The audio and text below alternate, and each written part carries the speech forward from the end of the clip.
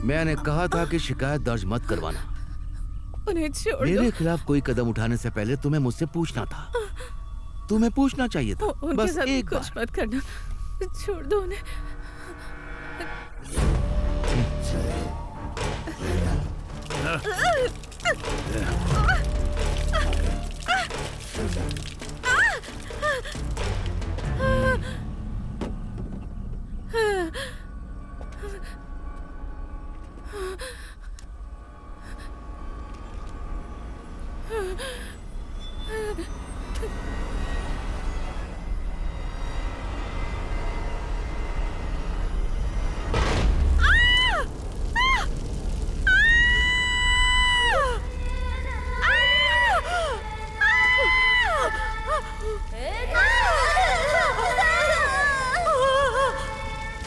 सही और गलत से ऊपर एक सच्चा पुलिस वाला हमेशा अपनी वर्दी के प्रति वफादार रहता है।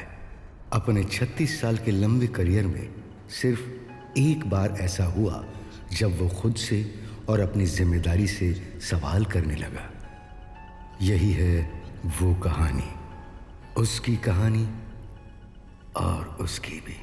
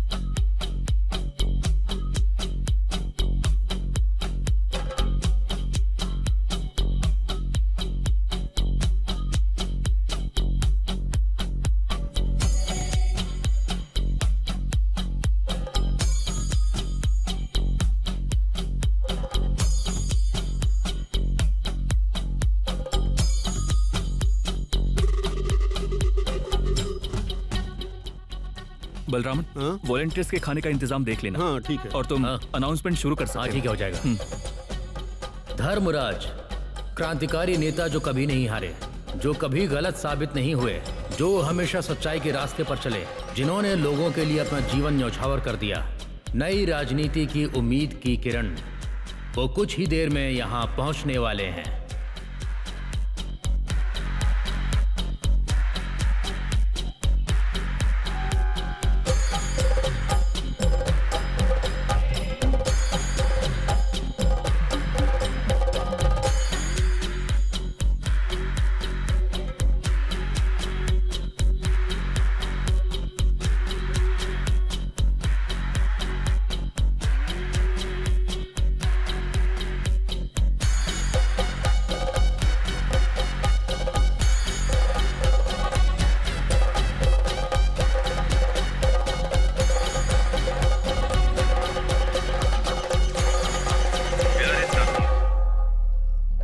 धर्मराजन ने हमारे शहर का वो त्योहार हमें वापस दिलाया है जो पिछले कई सालों से रुका हुआ था, और साथ ही साथ धर्मराजन की राजनीतिक जीवन पर आधारित धर्मराज्यम आप सभी लोगों के उत्सव के बीच 10वें दिन रिलीज की जाएगी।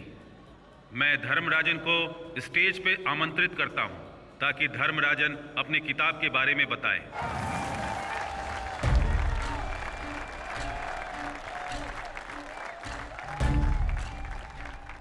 सबको प्रणाम। मैं अपने शब्दों से ज्यादा काम पर भरोसा करता हूं। मैंने राजनीति को इसी मिट्टी से सीखा है। मेरी प्यारी बहन और मेरी सबसे भरोसेमंद साथी शीला, ये किताब उन्हीं की देन है। आने वाले चुनाव में मैं आपके साथ कंधे से कंधा मिलाकर हमेशा खड़ा रहूंगा। Thank you.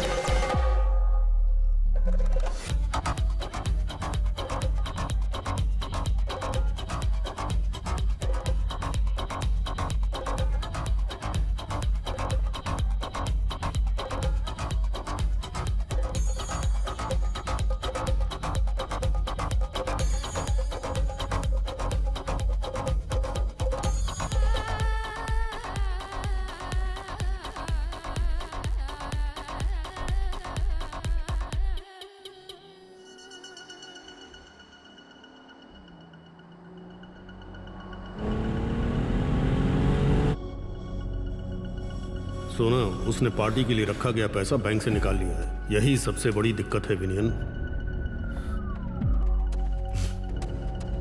चल पीना। तू बस ये समझ कि इस शहर से तेरा ये आखिरी दाना पानी है।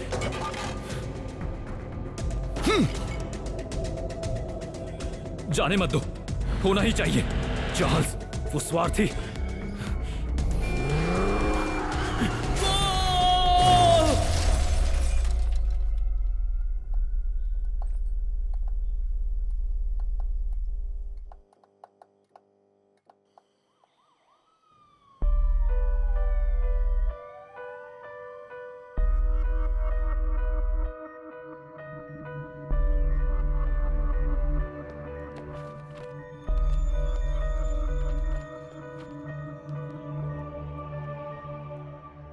किशोर, मरीज की हालत कैसी है? जीसीएस लेवल 10 से नीचे है। 24 घंटे वेट करना पड़ेगा।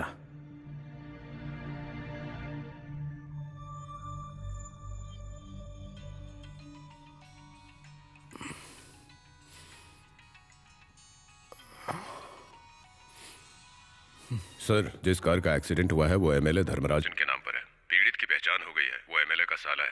हमने एमएलए को घर पर सूचना देने की कोशिश की, लेकिन हमें शॉकिंग न्यूज मिली। वो मरे हुए मिले हैं। What?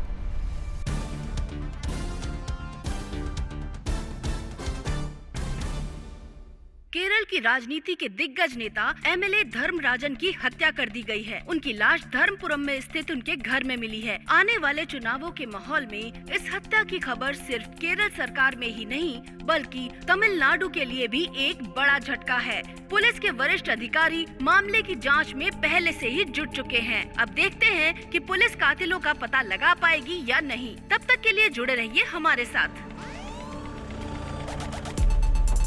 सर, सब ठीक है ना सुमन? अंडर कंट्रोल है सर। इलाका सील कर दिया ना? कर दिया है सर, और 2 पुलिसकर्मी भी लगा दिए हैं। हाँ, नसीर सर प्लीज आइए। ये ऑपोजिशन कैंडिडेट हैं कृष्ण कुमार। मैंने होम मिनिस्टर से बात कर ली है। इस केस में कोई भी कड़ी छूटनी नहीं चाहिए। फॉरेंसिक का क्या जी हुआ? सर, वो तैयार हैं आप लोग यहीं सर, रुकिए। लेकिन रात में उनके ज्यादा करने के लिए कुछ है नहीं। फॉरेंसिक जांच पूरी होने तक तुम यहीं रहोगे सुमन? सर। दीपक, यस सर। ध्यान रखना कोई भी अंदर ना घुसने पाए। सर। सबूत का एक छोटा सा हिस्सा भी गायब नहीं होना चाहिए। Yes sir. कोई क्लू? अभी तक नहीं सर, मर्डर वेपन मिला नहीं है सर। देखकर ऐसा लगता नहीं है कि कोई हाथापाई हुई हो। ये प्लान किया गया मर्डर है सर। कुछ मत बोलना, वरना ये मीडिया और विपक्ष इस बात को हद से ज्यादा उछाल देंगे। Let's do our jobs. Sir, मैंने लोगों से थोड़ी पूछताछ की थी। मुझे काम वाली के बयान में कुछ गड़बड़ लग रही है। उसकी बातें कुछ अजीब सी थी। मुझे लगता है हमें और पूछताछ के लिए उसे हिरासत में लेना पड़ेगा सर। उसका नाम क्या है? रानी। रानी।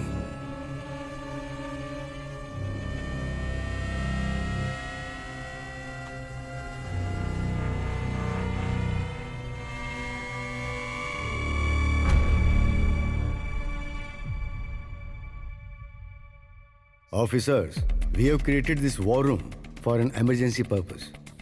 एमएलए धर्मराजन की हत्या की जांच के लिए एक स्पेशल इन्वेस्टिगेशन टीम हम लोगों ने तैयार की है। ये टीम 2 हिस्सों में काम करेगी। जिस दिन उनकी हत्या हुई उस दिन उन्होंने कौन कौन से कार्यक्रम अटेंड किए उसकी जानकारी दो। सर, इंटेल से पता चला है कि एमएलए धर्मराजन जमीन के सौदे के लिए कुलशेखरम गए हुए थे। हम उनकी फाइनेंशियल डिटेल्स निकाल रहे हैं। सर, सरकार में बदलाव के बाद एमएलए थोड़ी ज्यादा मुश्किल में थे। शाम के समय में वो मंदिर के फेस्टिवल में मौजूद थे, जहां पर उन्होंने लोगों के बीच में अपनी पॉलिटिकल बायोपिक रिलीज करने की डेट का ऐलान किया था। सर, आप भी वहीं पर थे ना? हाँ, उन्हें कुछ सुरक्षा को लेकर चिंता थी। He was not his usual self. Sir, उस रात जंक्शन पर होने वाला नेटवर्किंग इवेंट आखिरी वक्त में उनके घर पर शिफ्ट कर दिया गया। करीब 50 आदिवासी लोग उस कार्यक्रम में आए थे सर, और उसके बाद परिवार वालों के अलावा घर में और कोई नहीं था। तो इसका मतलब ये हुआ कि हमारा डिवीजन उस मेड रानी से पूछताछ करेगा और यही हमारी डिवीजन का काम रहेगा। सर, पूछताछ की जगह पूरी तरह गोपनीय होनी चाहिए। हमारे सिस्टम के अंदर भी किसी को इसकी भनक नहीं लगनी चाहिए। उसके आसपास जो रहस्य या साजिश है उसे सामने लाना तुम्हारी जिम्मेदारी है। इन 3 घटनाओं के बीच जो कुछ भी हुआ है वही इस पूरी पहेली को सुलझाएगा।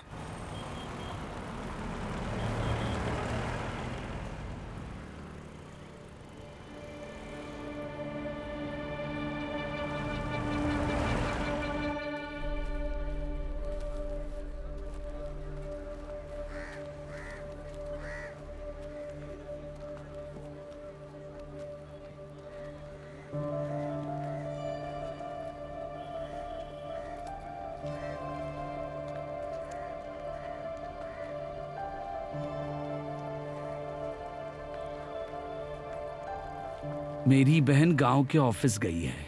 खेत को प्लॉट में बदलवाने के लिए है ना?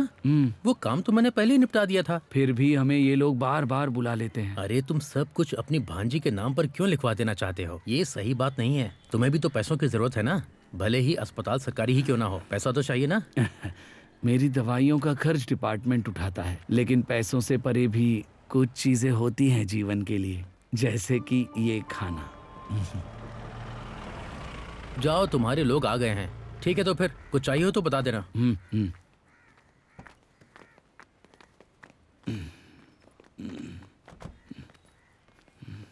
हाँ, तुम सब अस्पताल में क्या कर रहे हो? किससे मिलने आए हो? तुम्ही से मिलने आया हूँ। और भला यहाँ किससे मिलने आऊंगा मैं? सिर्फ मेरे लिए नहीं, बल्कि सबके लिए। अब तबीयत कैसी है? ठीक लग रहा है। न भूख है न प्यास है। वार्ड में कुछ छोटे छोटे बच्चे हैं, बहुत प्यारे हैं। वो अनाथालय से आए हैं। ये खाना उन्हीं के लिए है। मैं बताता हूँ कि मैं यहाँ किस लिए आया हूँ। मैं तो तुमसे बस ना सुनने के लिए आया हूँ यहाँ पर। एसपी सर ने बहुत दिनों बाद याद किया है तुम्हें। उनका एक मैसेज है, इसलिए आया हूँ। बस ये समझ लो कि ये भी ड्यूटी का हिस्सा है। तुम्हें एमएलए धर्मराजन के मर्डर के बारे में तो पता होगा। उसी मामले में पूछताछ शुरू कर रहे हैं और हमारे एसपी सर ये चाहते हैं कि तुम भी इस टीम का एक हिस्सा बनो और इन्वेस्टिगेशन में हमारी मदद करो। इक्का, मैं तुमसे कुछ पूछ सकता हूँ? उसमें ऐसा क्या देख लिया जो हम लोगों में नहीं है, उसमें है? सुनो, तुम अपने आप को क्या समझते हो? तुम उसके बारे में नहीं जानते। वो सम्मान के काबिल है। केरल पुलिस के कई उलझे हुए मर्डर केस इसी आदमी ने सुलझाए हैं, वो भी अकेले। भासी एक बेहतरीन पुलिस अफसर है, उसकी सोच कमाल की है, लेकिन अफसोस बीमारी किसी को नहीं छोड़ती है। मेरे प्यारे इक्का, तुम इन सब चीजों से अनजान हो। यहाँ के टेढ़े मेढ़े तरीके तुम्हें नहीं पता है। क्या तुम्हें इस केस के बारे में थोड़ी भी जानकारी है? इस केस के बारे में कुछ जानते हो? वो शैतान की पूजा करता है, शैतान की। हाँ, एक बार जब मैं उसके घर गया था तो उसकी जीभ इस तरह से बाहर निकली हुई थी। हाँ, उसकी आंखें भी बाहर निकली हुई थी। आ जाओ। तुम सही कह रहे हो, ड्यूटी के मामले में वो सच में शैतान है, वरना इतनी बीमारी के बावजूद वो हमारे साथ आने के लिए क्यों तैयार होता?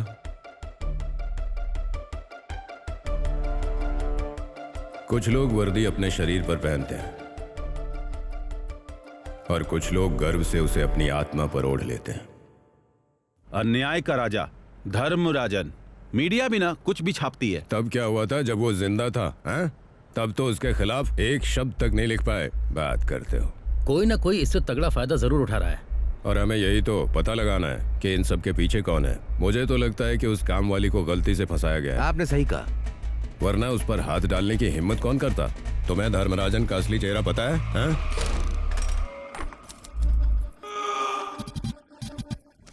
सेल्वन,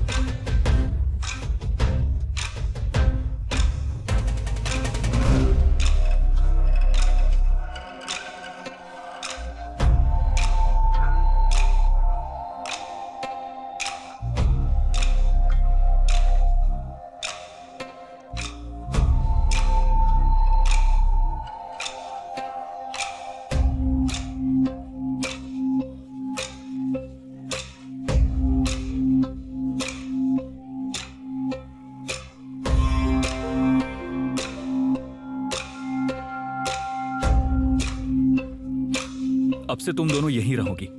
शिला, यही तुम्हारा घर है। अब से यही तुम्हारी माँ है और ये शिला तुम्हारी बहन है। इन दोनों का ख्याल रखना, समझ गया ना?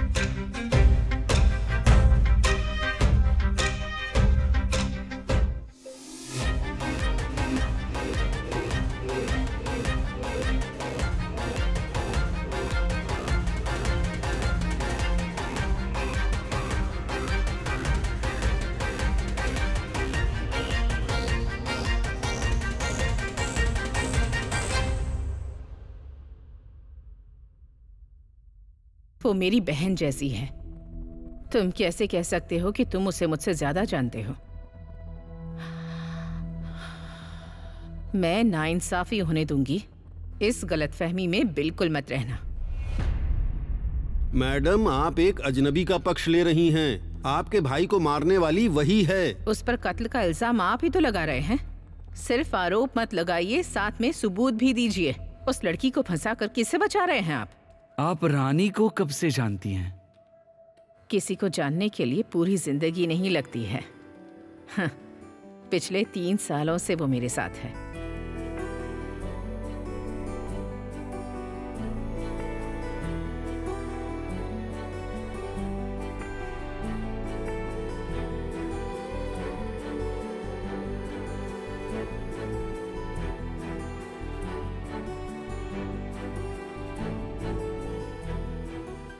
जब मैं लिखती थी वो मेरी मदद करने आ जाती थी। बस उसी दौरान उसे पढ़ने लिखने का शौक लग गया। वो हर काम करती है, मुझे बहुत अच्छे से जानती है। बहुत समझदार लड़की है वो, दिल की बहुत अच्छी, बहुत पवित्र। हम तो बस सवाल पूछ रहे हैं और चाहते हैं कि आप साफ साफ जवाब दें।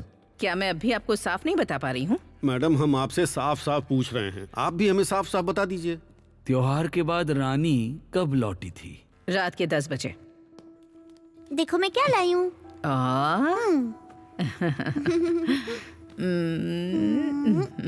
फोन में बैटरी नहीं थी इसलिए। मुझे भी यही लगा था, जानती थी। इतनी रात में बच्ची को ले जाने की क्या जरूरत थी, इसीलिए चिंता हो रही थी मुझे। मैंने एबी सर को बता दिया था कि आज रात रितु मेरे साथ रहेगी। क्या रानी अक्सर तुम्हारे साथ रुकती थी? वो काम खत्म करके चली जाती है। लेकिन कल वो आपके साथ रुकी थी, क्या ये बात सच है? सेल्वन पर जो मैंने किताब लिखी है उसे लॉन्च करते वक्त हम एक बहुत बड़ा जश्न करने की सोच रहे थे। यही हमने प्लान किया था और उसी में वो मेरी मदद कर रही थी। लेकिन वो काम तो खत्म हो चुका था, फिर उसे रुकने की क्या जरूरत पड़ी? उसी ने पूछा क्या वो आ सकती है। रानी ने? जिस घर में वो काम करती है वहाँ के लोग कहीं बाहर गए हुए थे, तो उसने मुझसे पूछा कि क्या वो अपनी बेटी के साथ मेरे घर पर आ सकती है। तो एमएलए की मेड दूसरे घरों में भी काम करती है? जहाँ तक मुझे पता है वो 2 और घरों में भी जाती है। सुमन, उन परिवारों की डिटेल्स ले आओ। ठीक है। तो उसे पैसों की जरूरत थी, तो क्या उसने कभी आपसे उधार मांगे? नहीं, मैं उसे समय पर सैलरी देती थी और उसने मुझसे कभी कुछ मांगा भी नहीं। क्या आप ये बता सकती हैं कि उस रात हुआ क्या था? वो चाहती थी कि किताब पूरी होने के बाद वो सेल्विन से मिले। उस दिन भी हमेशा की तरह डिनर के बाद वो अपने रूम में चले गए, तो मैंने रानी से कहा कि वो उन्हें किताब दे दे। मुझे उम्मीद थी कि किताब देते वक्त वो उसे जरूर कुछ न कुछ तोहफा देंगे। तोहफा तो कमाल का था। देखिए, आप कुछ ज्यादा ही कह रहे हैं और अपनी हद पार कर रहे हैं। आप जानबूझकर उसे इस केस में फंसाने की कोशिश कर रहे हैं। एक काम कीजिए, जितनी जल्दी हो सके प्रेस मीट बुलाइए और ये कहानी सबको सुना दीजिए। पत्रकार, मीडिया, सबके सामने ये कहानी आनी चाहिए, तब तो ठीक रहेगा ना? आप देख रहे हैं ना ये किस तरह मेरा मजाक उड़ाने की कोशिश कर रहे हैं। मैडम, अभी तक उन्होंने उसे गिरफ्तार नहीं किया है, इसलिए हम तुरंत रिट याचिका दायर कर सकते हैं। उन्होंने 24 घंटे की पूछताछ की अनुमति मांगी है। हमें इस पर ध्यान देना होगा। वो कह रहे हैं कि वो क्रिमिनल नेटवर्क का हिस्सा है। अगर उसे हम ऐसे ही छोड़ देंगे तो उसकी हत्या भी हो सकती है। आपको जो जरूरी लगता है वो कीजिए। अगर उनके पास सबूत होते तो वो अब तक उसे गिरफ्तार कर चुके होते, या फिर ऑफिस टाइम में पूछताछ करते। इसका मतलब कुछ तो गड़बड़ है। यस। हाँ, इसमें कोई शक नहीं है मैडम।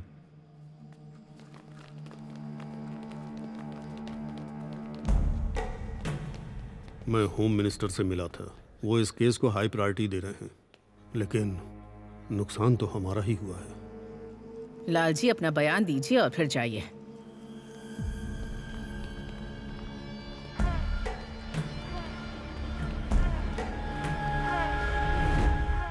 वो मुझे लाल जी कहकर बुलाता था। सनल लालू मेरा ओरिजिनल नाम है। अच्छा, ये बताइए कि परिवार के अलावा धर्मराजन को आखिरी बार किसने देखा था? कोई तस्दीक कर सकता है? पता नहीं सर। आप कल रात वहाँ थे, क्या ये सच है? दरअसल वो जंक्शन पर राशन बांटने का कार्यक्रम रखने वाले थे, लेकिन तबीयत ठीक नहीं होने की वजह से उन्होंने जगह बदल दी। मैं वहीं मौजूद था। 9वां दिन।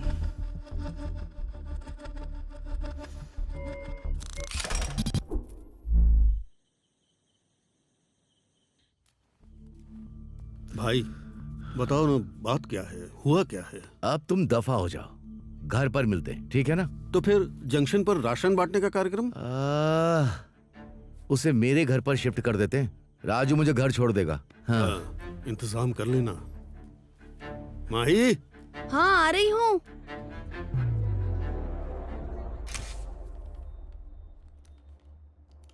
क्या उसे किसी बात की चिंता सता रही थी? देखकर तो ऐसा नहीं लग रहा था, पर क्या? वो कंपनी आपके रास्ते में खड़ी होने लायक कंपनी है ही नहीं, इसलिए कंपनी की तरफ से प्यार की निशानी के तौर पे ये आपके सामने हाजिर है। इसमें पूरे 35 मिलियन है। कंपनी को पूरा भरोसा है कि चुनाव आप जीतेंगे। मणिवर्णन, मैं ये चुनाव तुम्हारी कंपनी के चिल्लर पैसों से बिल्कुल नहीं जीतने वाला। मैं देख लूंगा, तुम जाओ। जमीन घोटाले के मामले में जब सरकार के पक्ष में फैसला आया और जमीन पर स्टे लग गया, तब मणिवर्णन और उसकी कंपनी धर्मराजन को बाईपास करके राजनीतिक समझौता करना चाहते थे। उसके सामने आकर रिएक्ट करने के अलावा उनके पास कोई दूसरा रास्ता नहीं बचा था। धर्मराजन ये अच्छे से जानता था।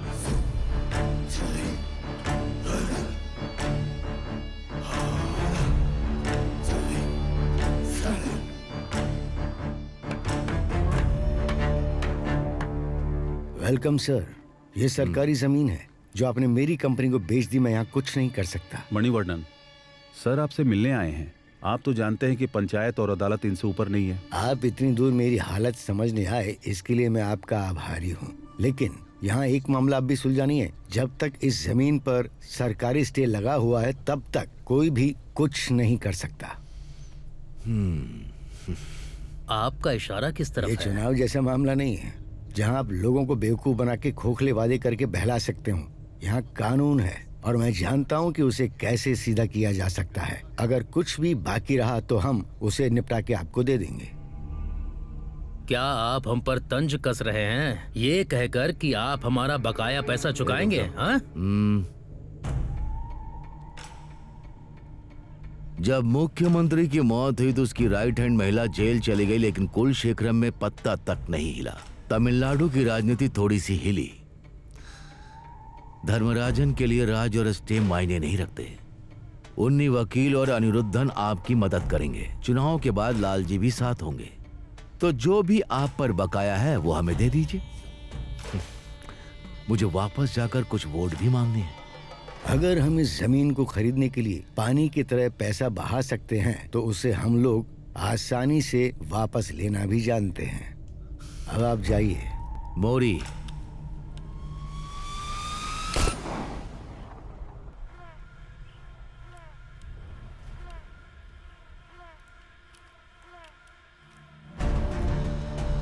अब आप मुझे मजबूर मत करिए कि मैं किसी को छूने पर उतर आऊं। 48 घंटे में पैसे मेरे पास पहुंच जाने चाहिए।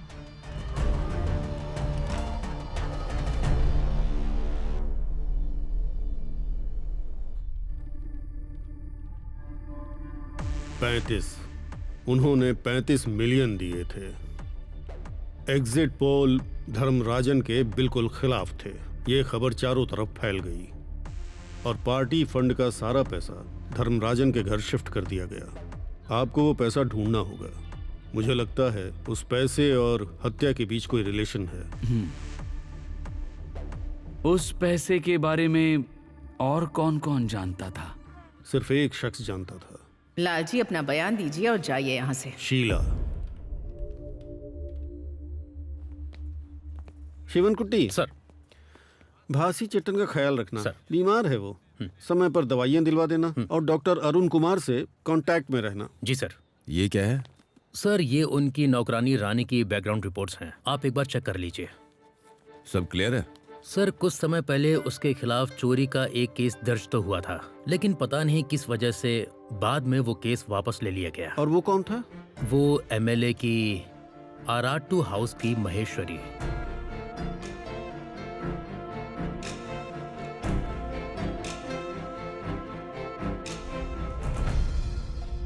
मुझे उस शिकायत के बारे में सब याद है। वो मैंने लिखी थी और साइन भी किए थे। उस वक्त हालात कुछ ऐसे ही थे। और उसी वक्त हमें पता चला कि असल में रानी कौन है।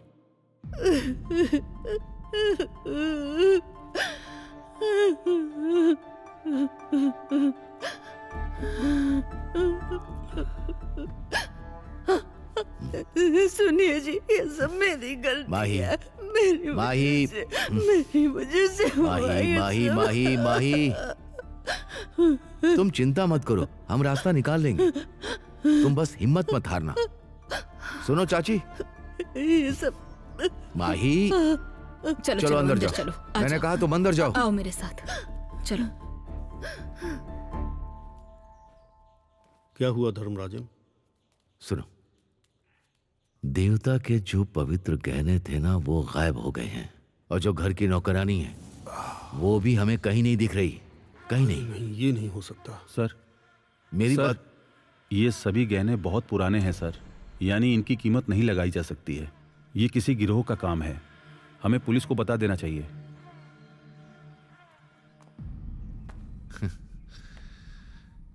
क्यों बशीर, तुम यहाँ पहली बार आए हो? हाँ सर। क्या वो आपके घर पे काम करती थी? वो पिछले कई सालों से हमारे घर पर ही काम कर रही थी। वैसे वहाँ कुछ करने के लिए कुछ खास नहीं था, कुछ भी नहीं।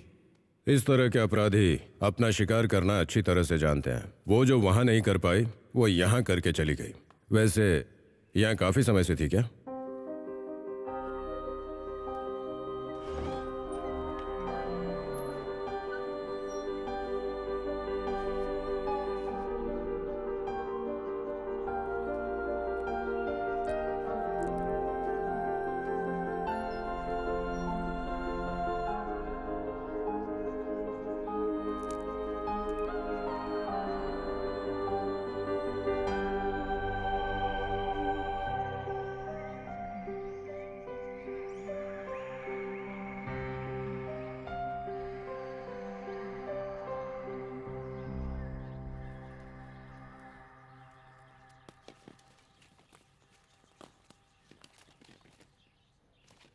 इतनी महंगी चीज मार्केट में बिक सकती है, फिर भी इसे सड़ने के लिए क्यों छोड़ा है?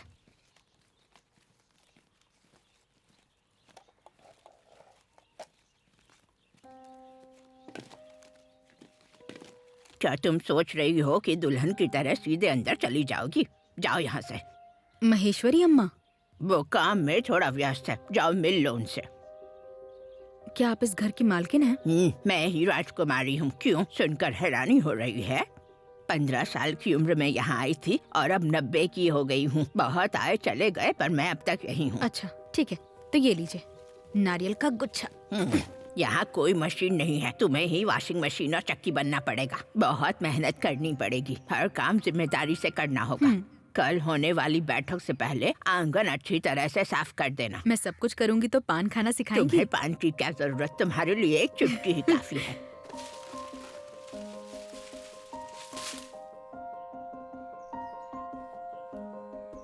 तुमने उसे घर दिखा दिया? हाँ बहू। रसोई में थोड़ा सा दलिया है, वो खा लेना और बर्तन धोकर रख देना। तब तक पिताजी उठ जाएंगे। और एक बात और, वो थोड़े बीमार हैं, उन्हें समय पे दवाइयाँ जरूर दे देना। ठीक है, ध्यान रखना।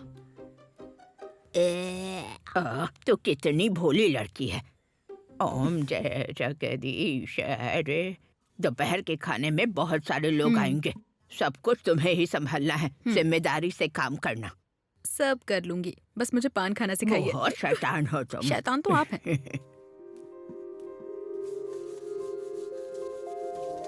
रानी ने आकर हमारे घर में खुशियां ला दी थी।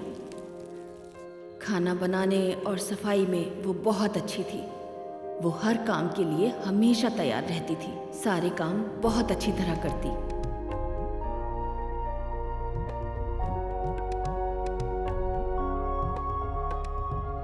मेरे बच्चे कह रहे हैं कि उन्होंने बहुत दिनों के बाद इतना अच्छा खाना खाया है। इतना सब कुछ कैसे संभाला तुमने? इतना अच्छा खाना किसने बनाया महेश्वरी? बताओ ना। दरअसल पापा तो खाने को लेकर बहुत ही ज्यादा सख्त है।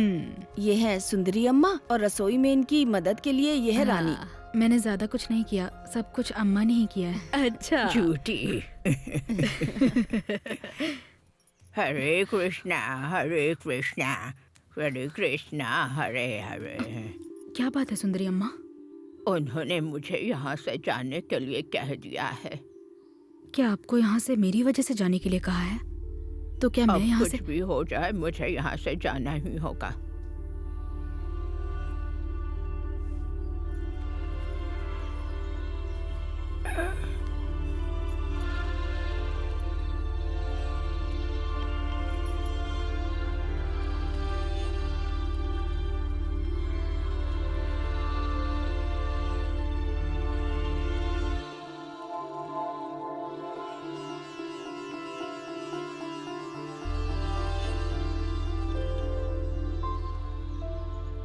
उल्को डैया पेरूमल को पूरा यकीन था कि वो दुश्मनों के हाथों अपना राज्य हार जाएगा। भविष्यवाणी थी कि उसकी मौत तय है, लेकिन युद्ध जीतने के लिए वो कुछ भी कुर्बान कर सकता था। आखिरकार उसने युद्ध जीत लिया। क्या आपने भी युद्ध लड़े हैं दादाजी? हम सब अपने अपने भीतर एक युद्ध ही तो लड़ते हैं ना। शुरुआत में वो पिताजी की देखभाल करती थी। उसे घर में हर जगह आने जाने की पूरी तरह से आजादी थी। तो उसे पता था कि गहने कहाँ रखे हैं? हाँ बिल्कुल, वो यहाँ के कोने कोने से वाकिफ थी। और मेरे पिता गहनों की जान से भी ज्यादा हिफाजत करते थे। पिताजी के गुजरने के बाद ये पहली बार है जब हम उत्सव कर रहे हैं। और जब मैं गहने देखने गई तो वो तिजोरी में थे ही नहीं, और वो भी गायब थी। ठीक है, यहाँ पर साइन कर दीजिए।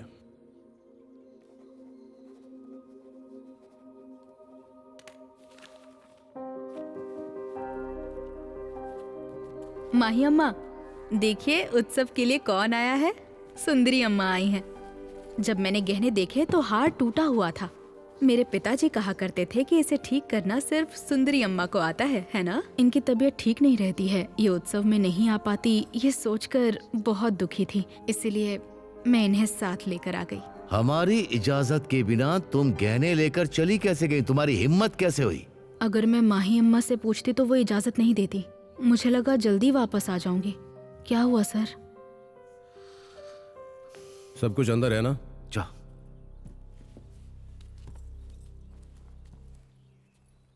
वो हमारे घर की पुरानी नौकरानी थी। उसकी खराब सेहत की वजह से उसे निकालना पड़ा। उसके जाने के बाद सिर्फ रानी ने उसके बारे में सोचा। उसे वापस बुलाने के लिए उसने बस एक बहाना बनाया था। अच्छा ये बताइए, आप धर्मराजन को कैसे जानती हैं? कुछ लोग भगवान को मूर्तियों में देखते हैं, पर अपनी बात करूं तो मैं अपने पति को भगवान की तरह देखती थी।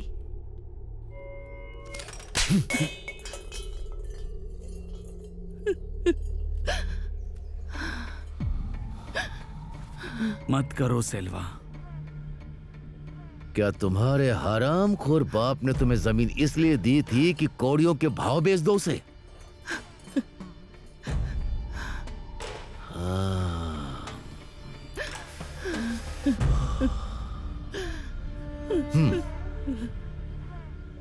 मैंने तुम्हें बहुत लंबे समय से देखा है और बहुत ही दूर से देखा, और इसीलिए तुम मेरे दिल के करीब हो।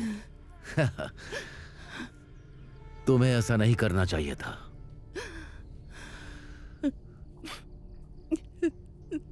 कोई भी फैसला लेने से पहले तुम्हें मुझसे पूछना चाहिए था ना? हाँ? मुझे माफ कर दीजिए। तुम्हें पूछना होगा, ठीक है? कुछ भी करने से पहले पूछोगी।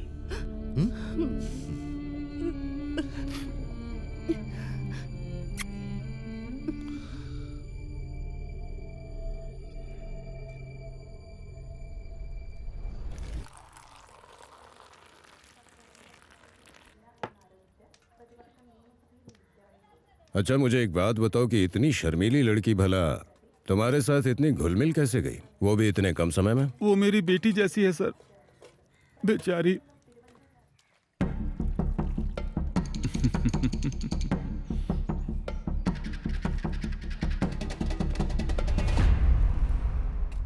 रानी भी उसी की तरह कहीं दूर से आकर उस कस्बे में बस गई और वहीं पे अपना कामकाज करने लगी। धर्मराजन ऐसी छोटी मक्खियों की परवाह भी नहीं करता। क्या वो अक्सर यहाँ पर आती थी? हाँ सर, वो अक्सर यहाँ आती थी। यहाँ उधार भी चलता था? हाँ हाँ, चलता था उधार। वो महेश्वरी अम्मा के लिए यहाँ से अक्सर खाना ले जाया करती थी। बस थोड़ा बहुत लेन देन था, वो सब कुछ अकेले नहीं संभाल सकती थी। पर वो महीने के आखिर में मुझे पैसे दे देती थी। वो बहुत ही ईमानदार है, न एक पैसा कम न एक पैसा ज्यादा। जल्दी करो, इसे वहां रख दो।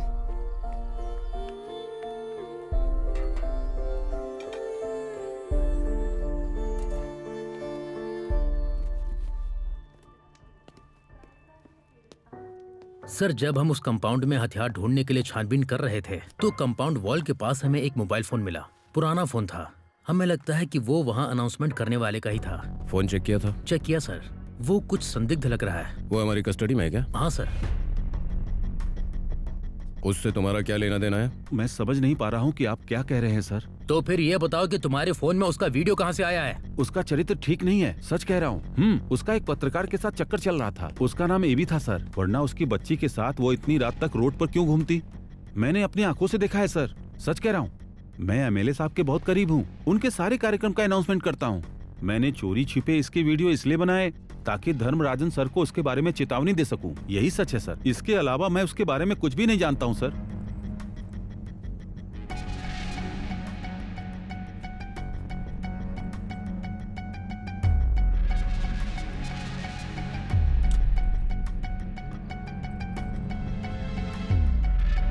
उसका कैरेक्टर बहुत खराब है सर। सच बोल। सर प्लीज मत मारिए सर। बोल। मैं बताता हूँ सर, प्लीज प्लीज, मैं सब बताता हूँ। मैं उसके बारे में सब कुछ बताता हूँ, कुछ भी नहीं छुपाऊंगा सर। मुझे मत मारो साहब प्लीज। मुझे उसके साथ कुछ ऐसा महसूस हुआ जो किसी और के साथ कभी नहीं हुआ। मैंने बहुत कोशिश की लेकिन वो कभी भी मेरे झांसे में नहीं आई। रात में अकेले जाना ठीक नहीं है। आओ बैठो, मैं तुम्हें छोड़ देता हूँ।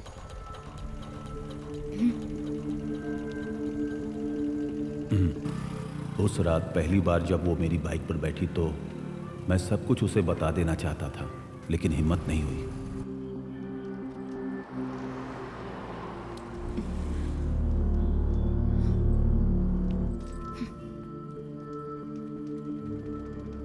जल्दी चलो।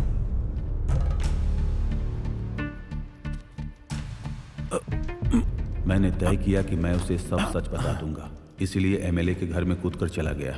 लेकिन वहां पहुंचकर जब मैंने देखा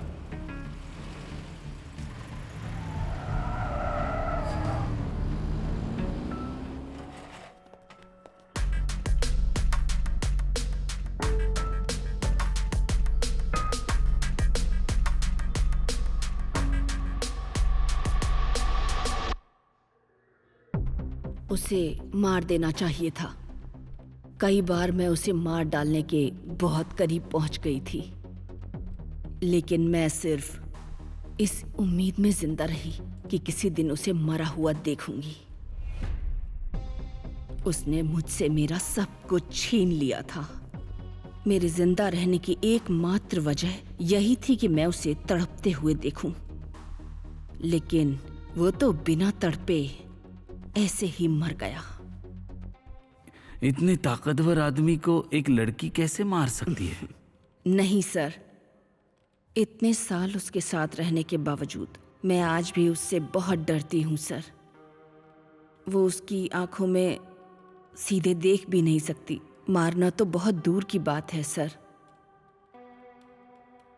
वैसे भी उसे मारकर मुझे क्या मिलता? उसके साथ कैसा बर्ताव करता था? औरतें उसके लिए सब एक जैसी थी। उसके सामने औरतों को दब के रहना था। मेरा मतलब, क्या उसने उसके साथ कोई गलत शारीरिक हरकत की थी? उसके लिए पहले उसे औरत को मनाना पड़ता था और मैं भी उसके लिए एक नौकर की तरह थी। हत्या की रात विनियन भी वहाँ मौजूद था और एमएलए को मारने का उसके पास पूरा मकसद था। हाँ, वो उस रात वहाँ था। सुना उसने पार्टी के लिए रखा गया पैसा कोऑपरेटिव बैंक से निकाल लिया था। यही सबसे बड़ी समस्या है। समस्या? मेरे हिसाब से समस्याएं दो तरह की होती है। एक वो जो सुलझाई जा सकती है और दूसरी वो जो जानबूझकर इसलिए बनाई जाती है ताकि कभी सुलझे ही नहीं। मामला सिर्फ पैसों का नहीं है। तुम उसकी बनाई हुई इमेज को नुकसान पहुंचा सकते हो। इमेज को? जो कुछ भी उसने बनाया है मेरे पिता के पैसे से बनाया है।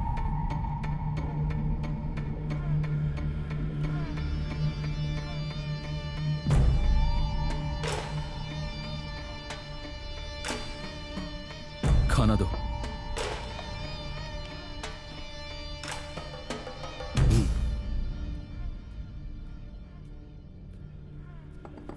मैं परोसता हूं।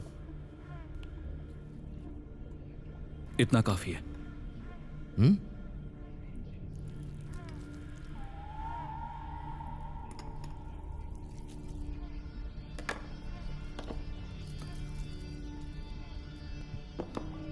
बहन क्या ये और डालूं?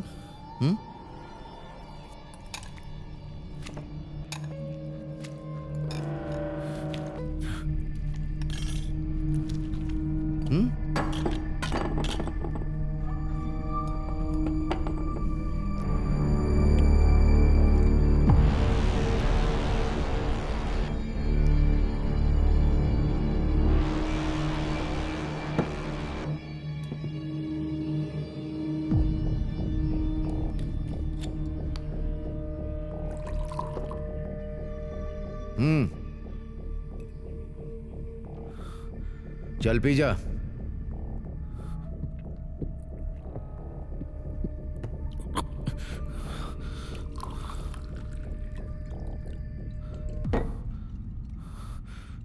कहा ना पी।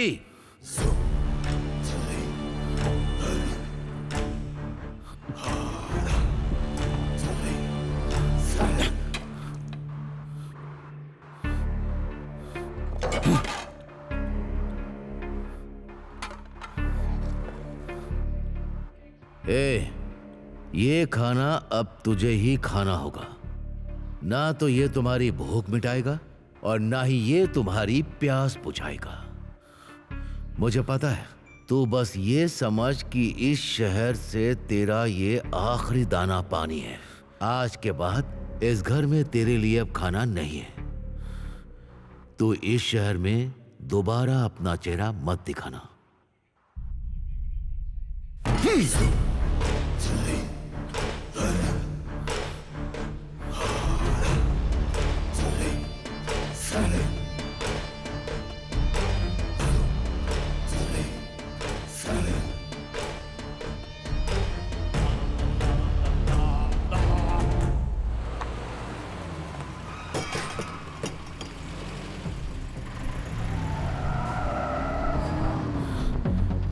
सब कुछ हमारे पापा का ही था। उसने हमें धोखा देकर अपना साम्राज्य खड़ा किया था और वो महान धर्मराजन बन गया और हम कचरा। उस रात वो सब कुछ छोड़कर चला गया था। उसने मुझसे कहा कि वो अब कभी वापस नहीं आएगा। उसका अपमान किया था। शायद वो कहीं चुपचाप काम से काम रखकर जिंदगी जी रहा होता। मुझे पूरा यकीन है कि विनियन के एक्सीडेंट के पीछे उसी का हाथ है। तो तुम ये कहना चाहती हो कि धर्मराजन इसके पीछे था?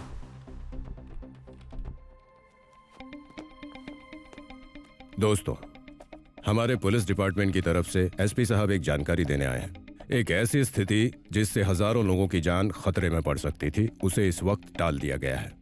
एक ऐसी खबर जो आप लोगों का दिल दहला देने वाली है, जिसकी वजह से बहुत लोगों की जान को खतरा हो सकता था। धर्मपुरम में उत्सव स्थल के पास बहुत ही खतरनाक विस्फोटक बरामद किए गए हैं। हम इस बात की जांच कर रहे हैं कि क्या एमएलए धर्मराजन की हत्या से इसका कोई संबंध है। अब सवाल ये उठता है कि धर्मपुरम के मंदिर उत्सव को रोकने की साजिश कौन कर सकता है? कौन है वो? हम इन दोनों घटनाओं की जड़ तक पहुंचने की पूरी कोशिश कर रहे हैं। इसके पीछे जो कोई भी है वो जल्द से जल्द आपके सामने होगा। इन सब विस्फोटक जानकारियों के बारे में हमें एक सोर्स से टिप मिली थी, जिसकी वजह से इसे क्रैक करने में हमें सहायता मिलेगी।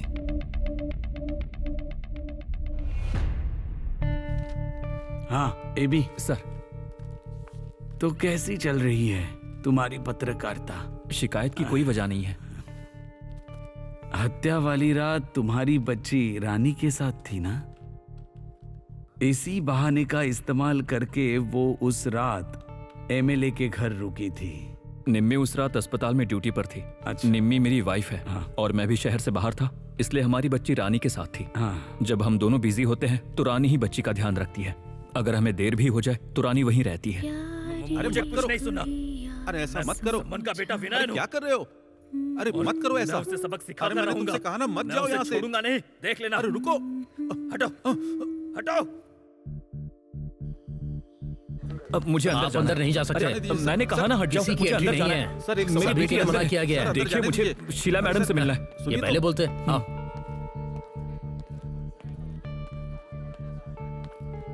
रितु, रितु, हे रितु, हेलो, इतनी उदास क्यों हो? अच्छा, मैं हूं ना। वो लोग रानी आंटी को ले गए।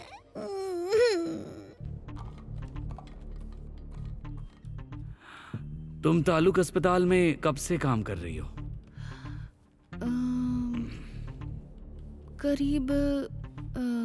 करीब 5 साल से। इससे पहले कहाँ थी? मैं कुछ सालों से ग्रामीण क्षेत्रों में वॉलंटियर का काम कर रही थी, थोड़े समय के लिए। उसके बाद तुम धर्मपुरम आई। हाँ। पहले का काम वहां से तुमने छोड़ दिया था ना? हाँ सर, ऑनलाइन पत्रकार हूँ। आपको याद है, एमएलए के खिलाफ रिपोर्टिंग करने पर मैं मुश्किल में पड़ गया था। मुझे अपनी जान का डर था, इसलिए मैंने फेक नाम से छुपकर ऑनलाइन लिखना शुरू कर दिया। मैं पिछले 4 साल से उस स्टोरी के पीछे पड़ा था। पुख्ता सबूत के लिए मैं उसका पीछा कर रहा था।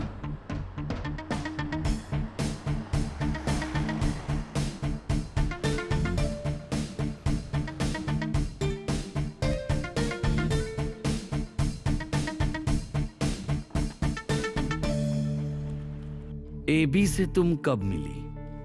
जब मैं यहाँ आई तो मैं यहाँ ज्यादा लोगों को नहीं जानती थी। मेरी मुलाकात पहली बार अस्पताल में हुई। एक बार झगड़े में चोट लगने के बाद 2-4 महीने तक अस्पताल में रहा। उसे ठीक होने में काफी वक्त लगा। उसकी चोटें गहरी थी। उसके बाद हम दोस्त बने, फिर दोस्ती गहरी होती चली गई और साथ रहने का फैसला किया। तो तुम कानूनी तौर पर शादीशुदा नहीं हो? हमें इसे कानूनी बनाने की जरूरत ही नहीं पड़ी। निम्मी और मेरे बीच में थोड़े मतभेद थे।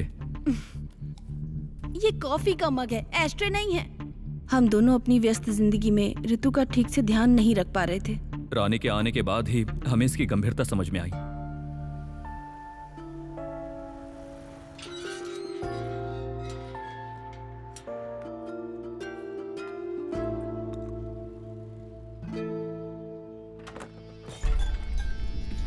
कुछ नहीं होगा बेटा, कुछ नहीं होगा। क्या हुआ?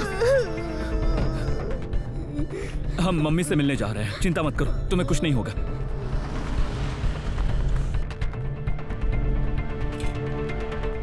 लोग अक्सर अपने बच्चे का खून देखकर डर जाते हैं। देखा आपने, ऋतु कितनी बहादुर बच्ची है। सब ठीक है। मम्मी, तुम इसे लेकर इतने लापरवाह कैसे हो सकते हो? तो ये कौन है? ये हमारी नई नौकरानी है, अभी अभी काम पर लगी है। तब तो ईश्वर ने आपकी मदद की है। समय रहते बच्ची को हम तक पहुंचा दिया और उसे पूरी तरह सुरक्षित कर दिया। Thank you. इतनी व्यस्त होने के बावजूद वो सबके लिए वक्त निकाल लेती थी। मुझे पूरा भरोसा है कि ऋतु रानी के साथ पूरी तरह सुरक्षित है।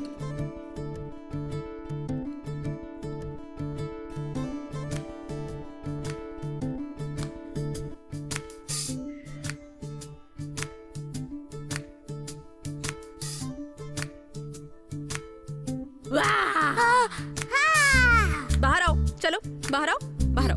बहुत शैतान हो गई हो ना।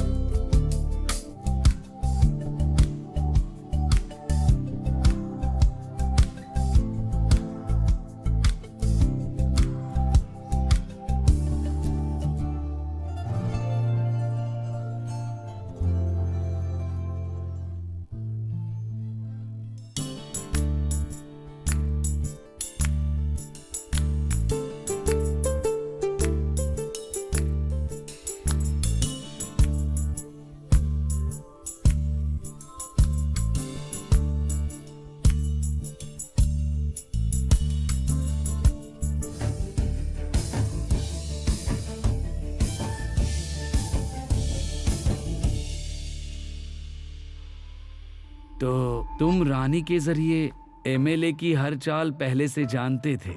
ओह, जब मैंने उसे काम पर रखा था तो मुझे भी यही लगा था, लेकिन वो बहुत हिम्मत वाली है, किसी भी चीज के लिए जरा सी भी डगमगाई नहीं। वो ज्यादातर ऋतु से ही बात करती थी, हमसे नहीं। अपने काम में पूरी तरह डूबी रहती थी। शुरुआत में मैंने कोशिश की थी, लेकिन फिर मैंने भी ज्यादा ध्यान नहीं दिया। लेकिन तुमने उसे कभी निकाला नहीं, मतलब रानी के काम से खुश थे, है ना? वो अपने काम में अच्छी थी। हम जैसा काम चाहते थे वो वैसा ही करती, इसीलिए हमने अपने घर से उसे जाने ही नहीं दिया।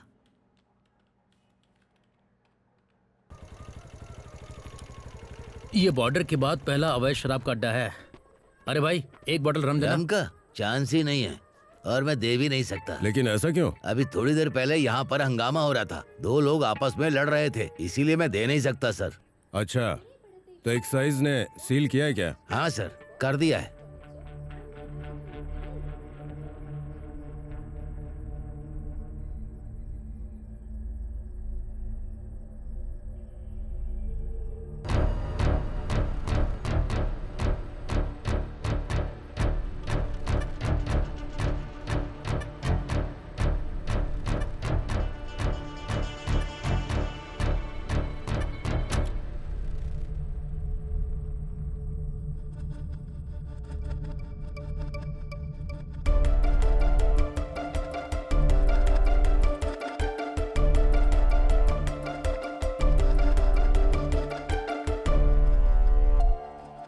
मैडम से मिलने का अपॉइंटमेंट है मेरे पास।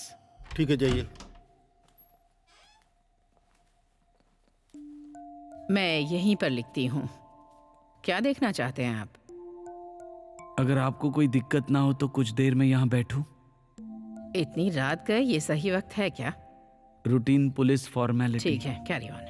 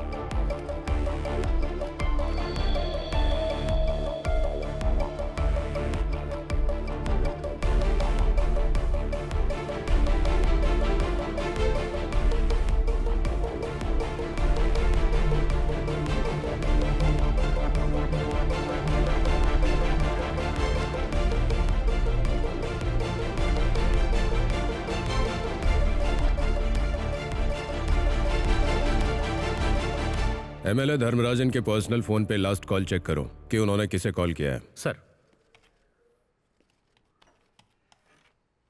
हेलो सर, क्या आपको कोई ऐसी चीज मिली है जो मेरे भेजे गए सीसीटीवी फुटेज से मैच करता हो? कुछ भी ऐसा जो आपको मिला हो?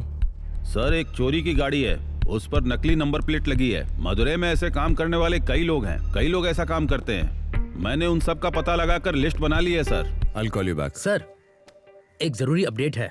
We have a lead. Hello sir, mobile phone उसी रास्ते पर ट्रेस हुआ है जहां से वो गाड़ी चोरी की गई थी। हमें जो सीसीटीवी फुटेजेस मिले हैं और गाड़ी में जो फोटोज मिले हैं वो दोनों एक ही हैं सर। हमने मैच किया सर। अगर ये जानकारी पक्की है तो आगे बढ़ो, यहाँ डिपार्टमेंट में मैं सब संभाल लूंगा। All the best. Thank you sir.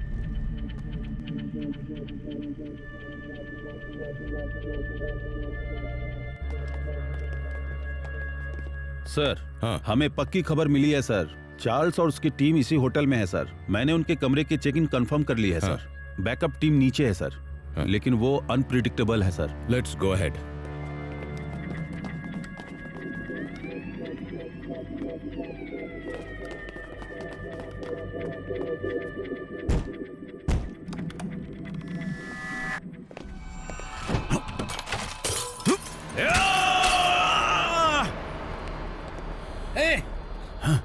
रुक जाओ, रुक जाओ। कूदो मत। जाओ नहीं तो गोली मार दूंगा। सर बैकअप बुलाना चाहिए।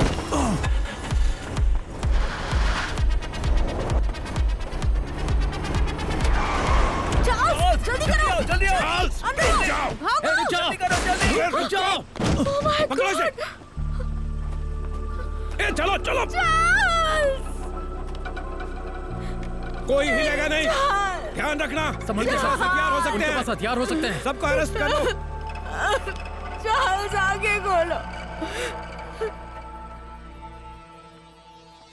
धर्मराजन हत्या केस में एक नया खुलासा हुआ है। कुख्यात अपराधी चार्ल्स, जो आज पुलिस मुठभेड़ में मारा गया, वो पुलिस से बचकर भाग रहा था। सूत्रों से पता चला है कि धर्मराजन की हत्या में उसकी संलिप्तता है।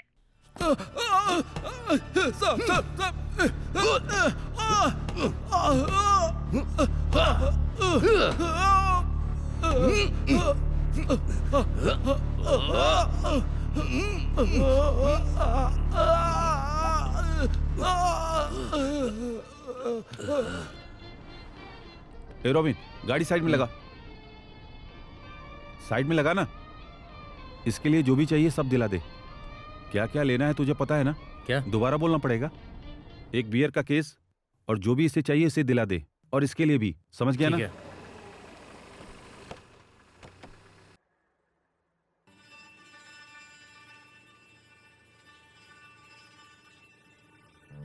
मुझे नहीं पता कि उसने कितने पैसे उठाए। एक गाड़ी आई और हमारे पास रखे सारे पैसे लूट लिए गए। मुझे नहीं पता चार्ल्स ने किया या नहीं। जीनी, आखिरकार भगवान ने हमारी दुआ सुन ली। वो मुझे गिड़गिड़ाते और तड़पते हुए देखना चाहता था, लेकिन आज वो ही मुझे इनाम दे रहा है।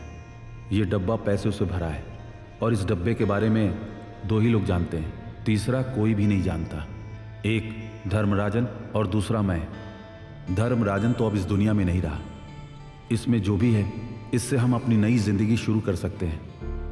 इस जिंदगी का हमारे लिए एक सुनहरा मौका है। तुम बस मेरे साथ खड़ी रहो।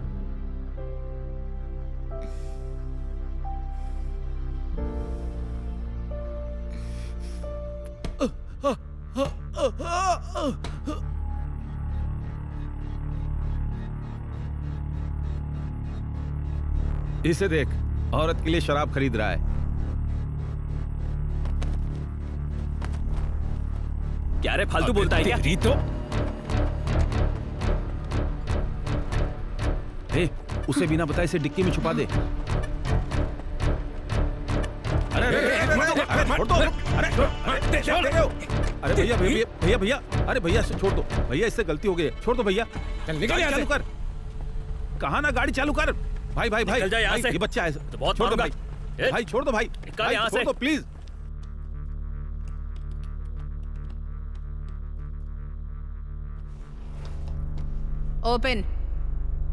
ओपन करो इसे। देखो, अभी तो तुम जवान हो, पूरी जिंदगी आगे पड़ी है। तुमने कुछ देखा नहीं, कुछ सुना नहीं। अगर खुद को सौंप दोगे तो हम तुम्हें यहां से जाने देंगे। यही तुम्हारे लिए बेहतर है, समझ गए ना?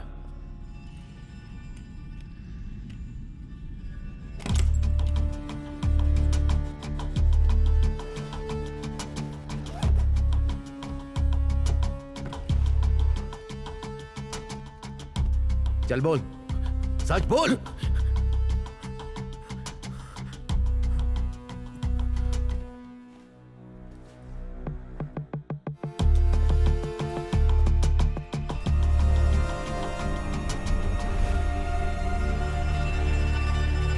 जांच सही दिशा में आगे बढ़ रही है। जल्दी ही पूरी जानकारी दी जाएगी। हमारी पूरी टीम छोटी छोटी चीजों पर नजर रख रही है। कितनी भी गहरी साजिश क्यों न हो, हम उसे सामने लाकर रहेंगे। और जैसे जैसे We have had a breakthrough. In a joint operation between the Tamil Nadu police and Kerala police, we have arrested the culprits. We found the murder weapon.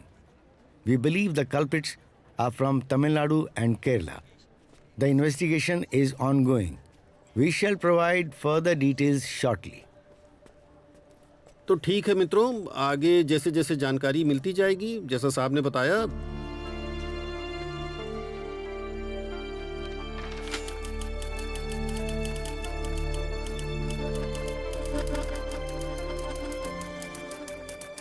कालीमला में जो हुआ वो कभी भी नहीं होना चाहिए था।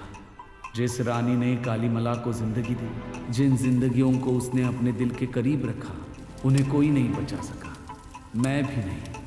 सब कुछ उस रात खौफनाक चीखों के साथ खत्म हो गया। अब कालीमला लाशों की बदबू से भरा हुआ है।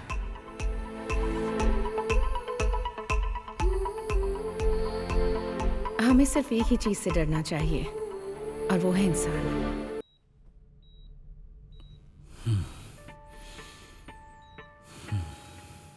उस घटना के बारे में मेरे पास कहने को अब कुछ नहीं है सर। मैंने सब बता दिया है। उस रात मैं अकेला था। विनयन, मंदिर के पास मिले विस्फोटकों के बारे में तुम क्या जानते हो?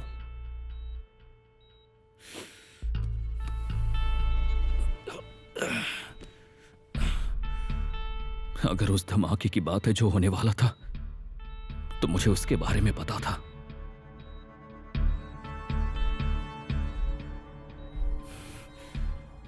मेरी बहन को भी पता था।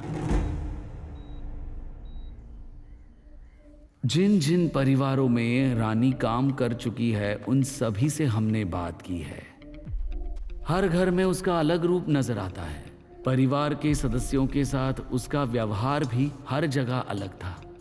उसने अपने बारे में अलग अलग घरों में अलग अलग बातें बताई हैं जो आपस में मेल नहीं खाती।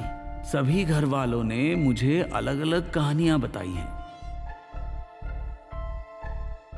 बासी, आप ये कहना चाहते हो कि आप रानी से पूछताछ करना चाहते हो?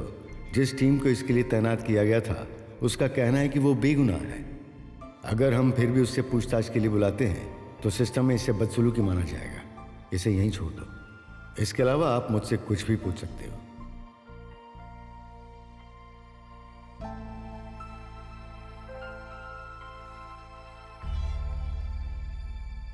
ठीक है सर, शायद ये बेकार का शक हो या फिर बस दिल की आवाज। चलता हूं सर।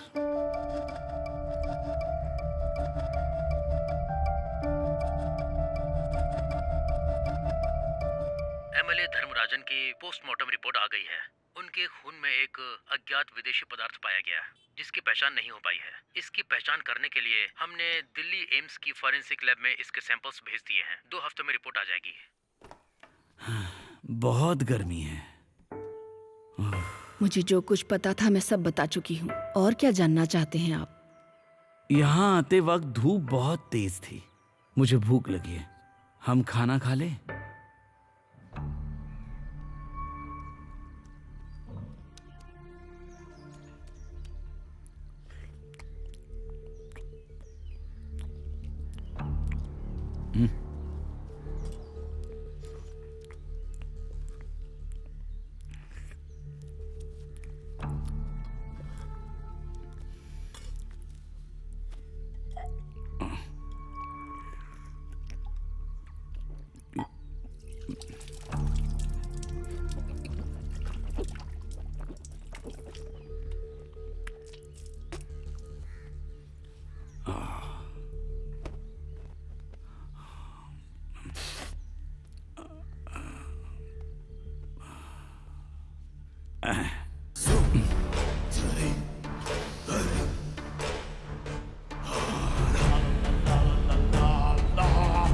वो सच में बहुत अच्छी थी। वो मेरी जगह काम पर आई थी। वो कुछ भी गलत नहीं कर सकती। वो हर काम करती थी। बहुत प्यार करने वाली थी। वो बहुत भले दिल की लड़की थी।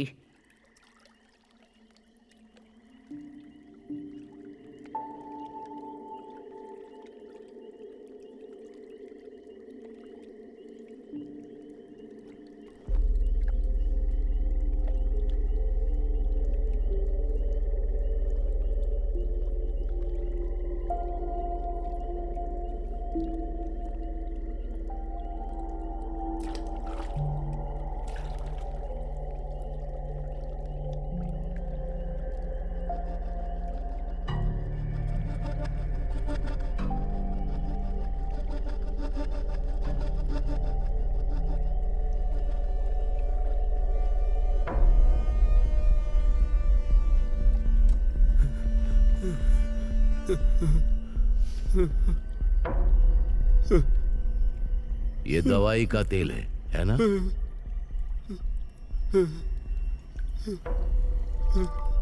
नहीं धर्मराजन, नहीं। पहले ये बताओ कि तुमने मेरे खिलाफ शिकायत क्यों की? हाँ? तुम्हें ऐसा नहीं करना था, और अब तो बिल्कुल भी नहीं।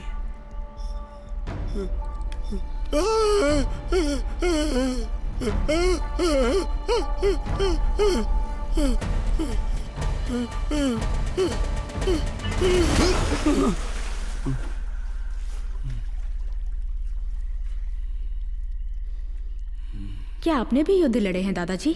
हम सब अपने अपने भीतर एक युद्ध ही तो लड़ते हैं ना।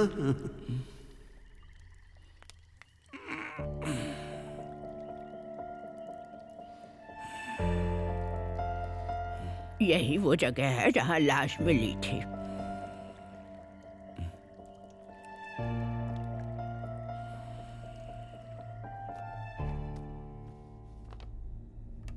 आतुर पुलिस स्टेशन, तारीख 27/7/2014।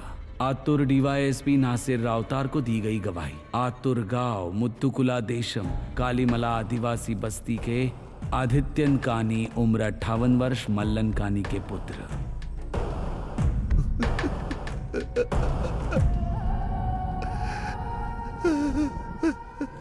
स्कूल में तेल के दिए की रोशनी में इनकी क्लास चल रही थी। तेल गिर गया और आग लग गई। तेज हवा में चारों तरफ आग फैल गई।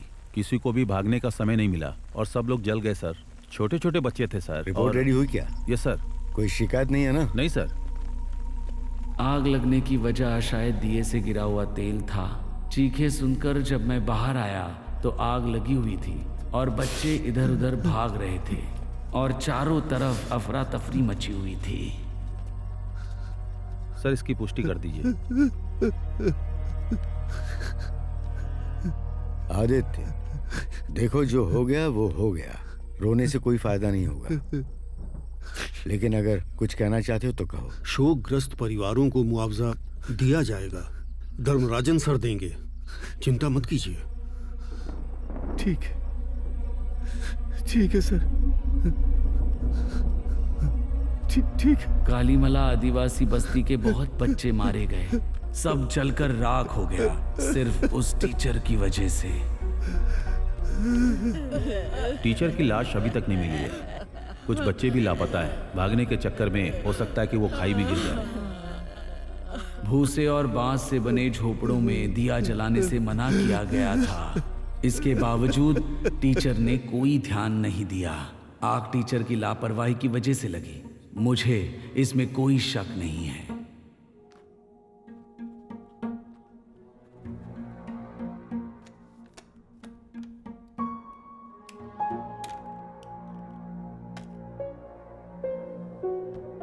आदित्यन कानी का बयान दबाव डालकर दिलवाया गया था, लेकिन एक सच्चाई है जो इस फाइल में अभी तक लिखी ही नहीं गई। रोनी जैकब वलिया परम्बिल 1 साल बाद मरा हुआ पाया गया। उसकी लाश उसी खादान में पुलिस को मिली जहां से वो लापता हुआ था दुर्घटना के समय। ये अननेचुरल डेथ थी।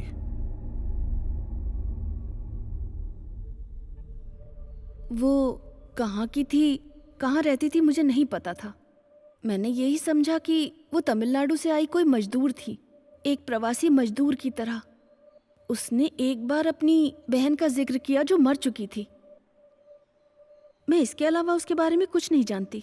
मुझे पता चला कि एक मैन पावर सप्लाई ठेकेदार है जो रानी समेत कई लोगों को काम देता था। उसने बस्ती के कई लोगों को काम पे लगाया था, लेकिन जब वो रानी के साथ बदतमीजी करने लगा तो रानी उससे दूर हो गई। मुझे बस इतना ही पता है। एमएलए की नौकरानी रानी को एबी से किसने मिलवाया? निम्मी, तुमने? ऐसे कामों के लिए मैं बलराम मिट्टन की मदद लेता हूँ। सिर्फ मैं ही नहीं, हम में से ज्यादातर लोग हर बार उसी से मदद लेते हैं। रानी के बैग से मुझे ढूंढने पर कुछ मेडिकल पर्चियां मिली थी। उसे काफी गंभीर ब्रोंकाइटिस था और जिसकी वजह से उसे दमा भी था। इसकी दवाइयों के लिए डॉक्टर का प्रिस्क्रिप्शन जरूरी है, स्टेरॉइड्स, तालुक के डॉक्टर प्रदीप ने इन पर्चियों पर साइन किया है। इनमें से एक पर्ची के पीछे फोन नंबर भी मिला है, लेकिन अब वो नंबर चालू नहीं है। मैंने उसे ट्रेस किया था। वो नंबर तुम्हारा है निम्मी। ये उस समय का है जब रानी ने शीला के यहाँ काम भी शुरू नहीं किया था। हाँ तो इसके पीछे एक कहानी है। उस तारीख को उस नंबर से एक कॉल की गई थी, आउटगोइंग कॉल। एमएलए की बहन शीला को की थी। अब बताओ, क्या तुम उसे जानती हो? ये आप क्या कह रहे हैं सर? मैं तो उससे कभी मिली ही नहीं। मैं साफ कर देता हूँ सर, ये सिम निक्की की है, लेकिन उस फोन का इस्तेमाल मैं कई सुराग ढूंढने के लिए करता हूँ। क्या तुम्हें लगता है कि तुम्हारे ये सब करने से धर्मराजन चुनाव जीत जाता? इस सब के बावजूद 200% सर।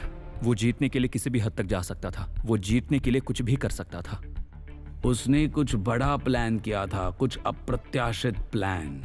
मैंने गलत अंदाजा लगाया था कि उसकी तमिलनाडु यात्रा उसी से जुड़ी होगी, लेकिन कन्याकुमारी से जो टीम धर्मराजन को टारगेट करके आई थी, वो सिर्फ उससे पैसा वसूलने आई थी। जिस घटना से हजारों लोगों की जिंदगी बदल सकती थी, उसे त्योहार के 10वें दिन अंजाम देने का फैसला उसी का था। ये बात तुम जानते थे ना ये भी? रानी को ले जाने के बाद से ऋतु बहुत घबराई हुई है। मुझे उसके पास जाना है। तुम जाओ।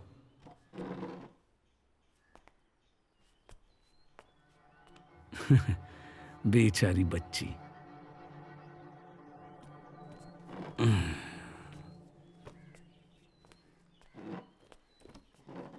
प्यारी गुड़िया सो जा राज दुलारी। ये गाना तुम्हें किसने सिखाया? रानी आंटी ने। वो मेरे लिए लोरी गाती थी। क्या तुम मेरे लिए एक बार फिर गाओगी? गाओ। प्यारी गुड़िया सो जा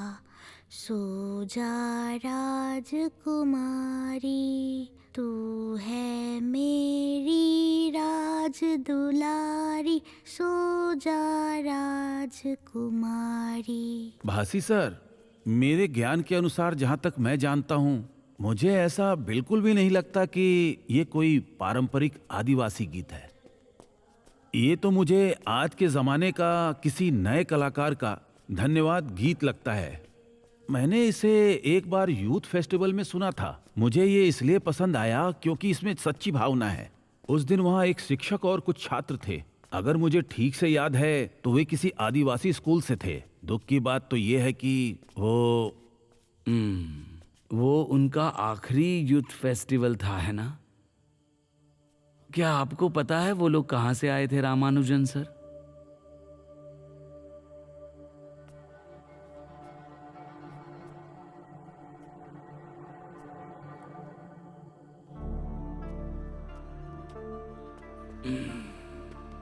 भासी सर, हम दोनों एक ही सच्चाई की तलाश में हैं।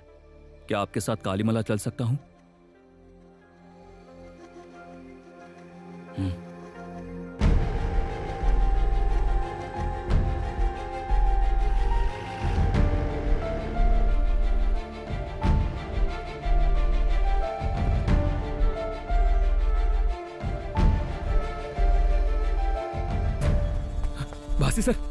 भासी सर, क्या हुआ आपको?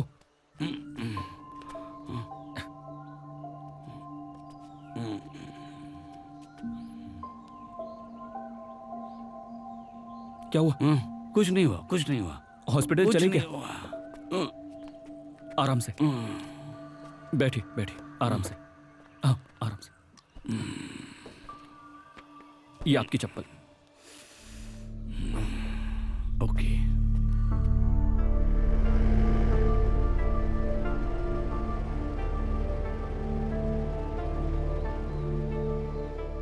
नमस्ते। हाँ, नमस्ते। Father Joseph Sylvester. वो अंदर है, आइए। जब मैंने फोन किया था तो कहा गया था कि वो किसी से नहीं मिलेंगे। ये कोई ऑफिशियल मुलाकात नहीं है अभी। हमें बस रानी के बारे में जानना है। मुझे लगता है कि वो इकलौते इंसान हैं जो उसके बारे में सब बता सकते हैं। Please father is there, thank you father. Okay.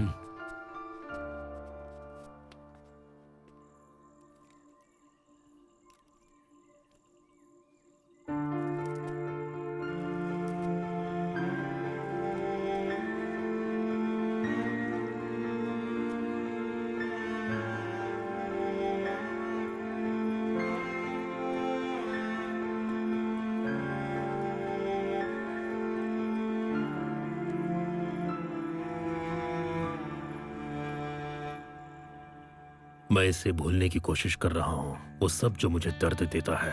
इसीलिए मैं किसी से मिलना नहीं चाहता। वो वक्त सिर्फ दर्द भरा नहीं था, बल्कि उसमें कहीं न कहीं थोड़ी सी खुशियां भी थी।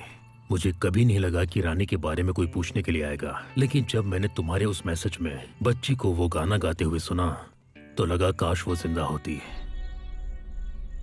जिंदा होती मतलब क्या कहना चाहते हैं? तुम्हें नहीं पता क्या? वो लोग, वो उसकी अच्छाई कभी मिटा नहीं सकते। फादर, कालीमला में असल में क्या हुआ था? कालीमला की खदान सीधे आदिवासी बस्ती के ऊपर थी।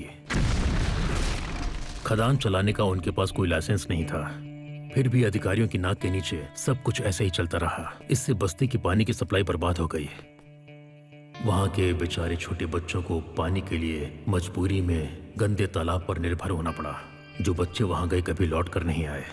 कुछ बच्चों की लाशें तालाब में तैरती मिली और कुछ चलती फिरती लाश बन गए। कई युवा आदिवासी लड़कियों के साथ बहुत ही बेरहमी से बलात्कार किया गया। इतनी दर्दनाक घटनाएं होने के बावजूद समाज खामोश बना रहा, कुछ नहीं बोला, बस तमाशा देखता रहा। उस खबर ने शायद उस टीचर का ध्यान खींच लिया था। कई एनजीओ मदद के लिए आगे आए थे। ऋषि वैली से आई एक कम्युनिटी ने इसे सच में जमीन पर उतार दिया। ऐसे ही एक दिन वो टीचर यहाँ आई। उस टीचर ने जब अपना प्लान मुझे बताया तो मैंने उसे वो जमीन दे दी।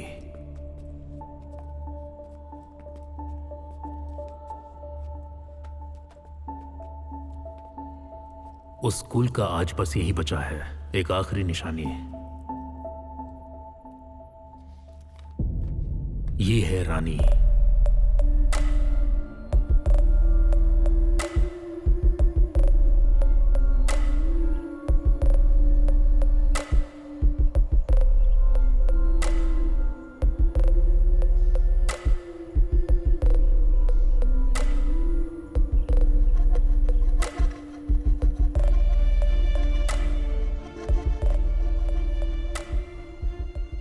प्रकृति हमारी माँ है जो हमें हर बुराई से बचाती है, हमारे साथ खड़ी रहती है।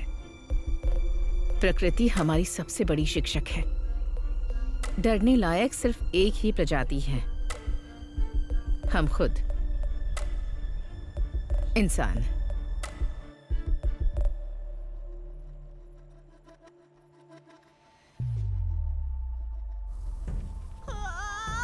सुनो, आराम से आओ।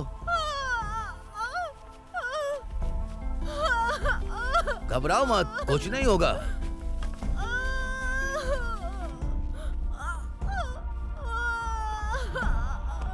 आराम से कुछ नहीं होगा। हाँ, कुछ नहीं होगा।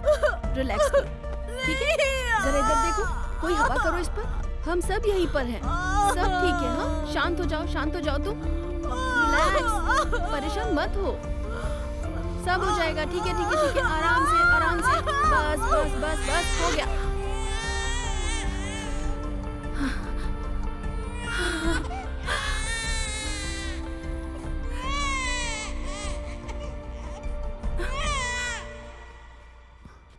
मुझे पता था माँ और बच्चे दोनों की जान खतरे में थी। मैंने दुआ की कि कम से कम वो बच जाएं, लेकिन तुमने दोनों को लौटा दिया। धन्यवाद आपका, धन्यवाद। कोई बात नहीं।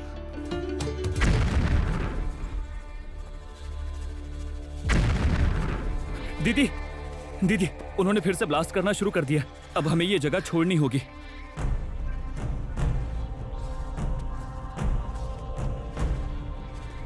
चलो, चलकर उनसे पूछते हैं।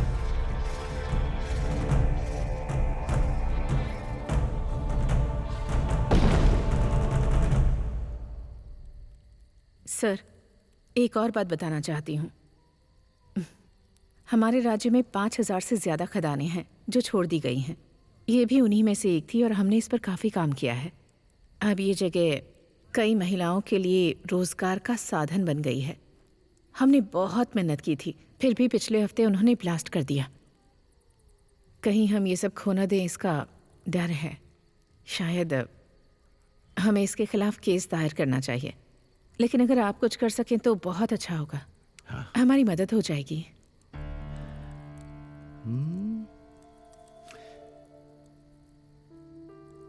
मेरे लोगों की खुशी ही मेरी खुशी है। मैं देखता हूं कि क्या किया जा सकता है। टीचर, आप फिक्र मत कीजिए। ठीक है, धन्यवाद। कालीमला के लोगों ने खदान मालिकों का साथ दिया, लेकिन वो टीचर वरिया परम्बिल परिवार का हिस्सा थी। वो बहुत पक्के इरादे वाली है, रोनी चाया। सेल्वन उनका भरोसा और पैसा दोनों चाहता था। सेल्वा, अगले चुनाव में मेरा समर्थन इसी बात पर निर्भर करेगा कि तुम इस मुद्दे पर किस तरह का रुख अपनाते हो।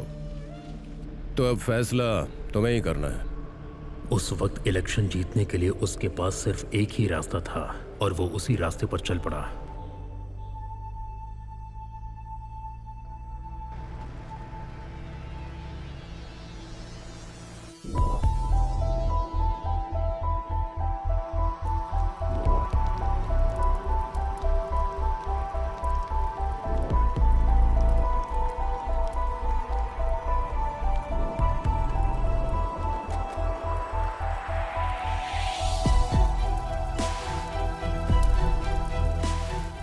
उस सफर के दौरान जब मेरी मुलाकात आदित्यन कानी से हुई तो बेचारा पूरा सच बताए बिना रह नहीं पाया। उसने जो बताया वही कालीमला की और उस टीचर की असली कहानी थी।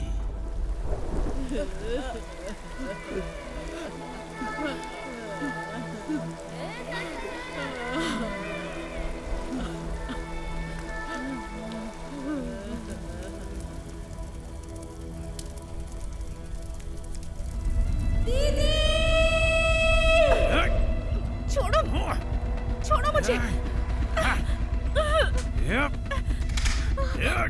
बेटा!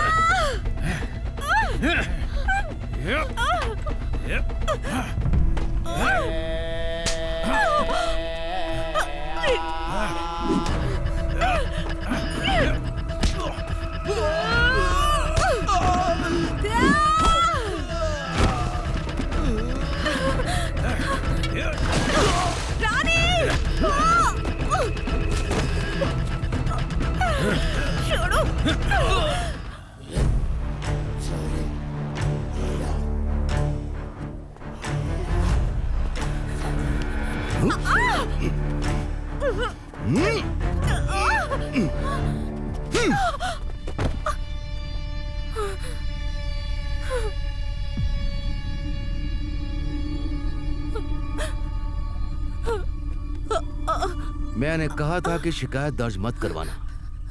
उन्हें छोड़ दो। मेरे खिलाफ कोई कदम उठाने से पहले तुम्हें मुझसे पूछना था। तुम्हें पूछना चाहिए था। उनके बस साथ एक कुछ मत करना, छोड़ दो उन्हें।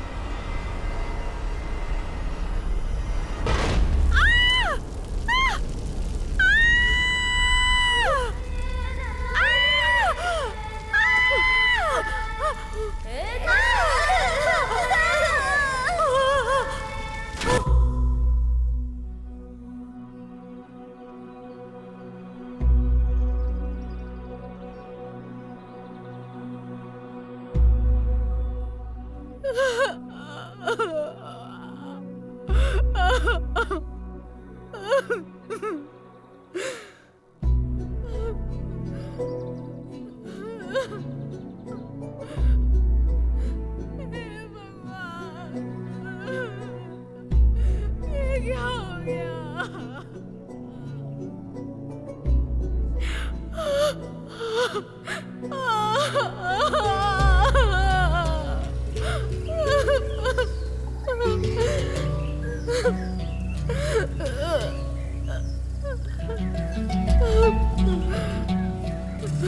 हे भगवान, ये क्या हो गया?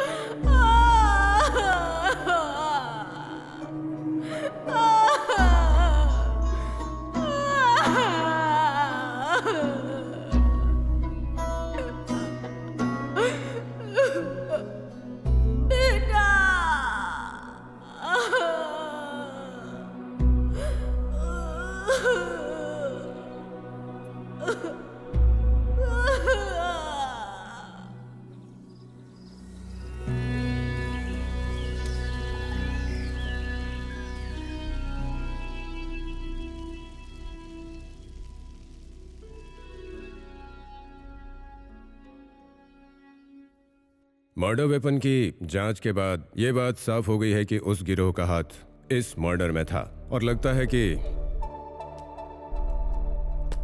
सारे के सारे लोग इस नतीजे पर पूरी तरह यकीन कर चुके हैं।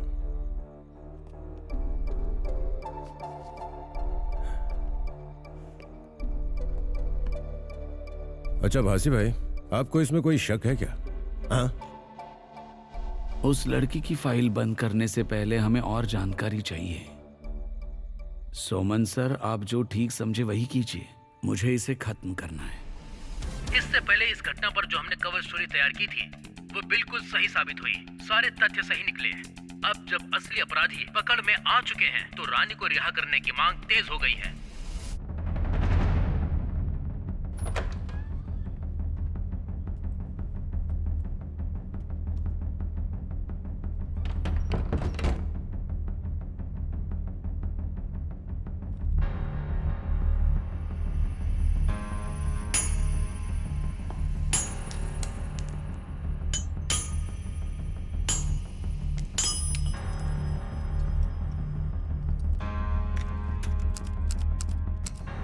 कालीमला में टीचर और बच्चों की मौत दिए से तेल गिरने की वजह से नहीं हुई थी। मैंने अपने फायदे के लिए उन्हें कुर्बान कर दिया। मेरा धर्म राज्य ऐसी ही कुर्बानियों पर खड़ा है। अब मैं उनकी खामोश चीखें और अनदेखा नहीं कर सकता। उन तमाम गुनाहों के लिए मुझे माफ करना।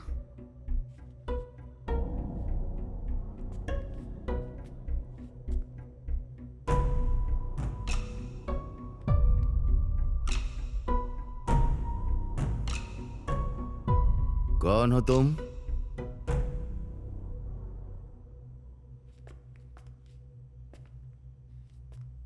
आखिर तुम कौन हो? प्यार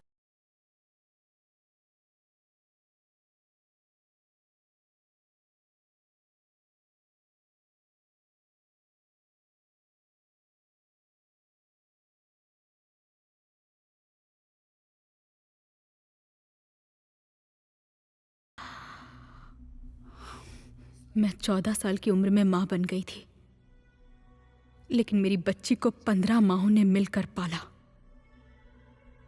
और तुमने उन्हें जिंदा जला दिया।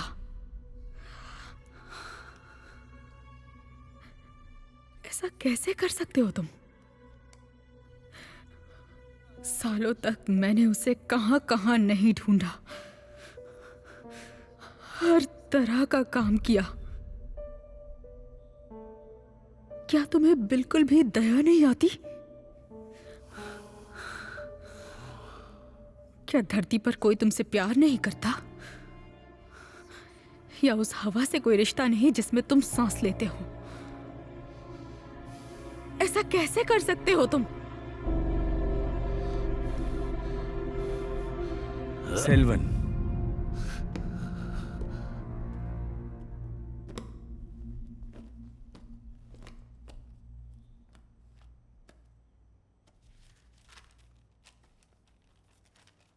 सेल्वन साल 2014 कालीमला के प्राइमरी हेल्थ सेंटर से नौकरी छोड़ने के बाद एक जवान औरत धर्मपुरम पहुंची। उसके साथ एक बच्चा भी था। बिना बाप का एक बच्चा। तुम्हारी सिफारिश पर उसे यहां काम मिला।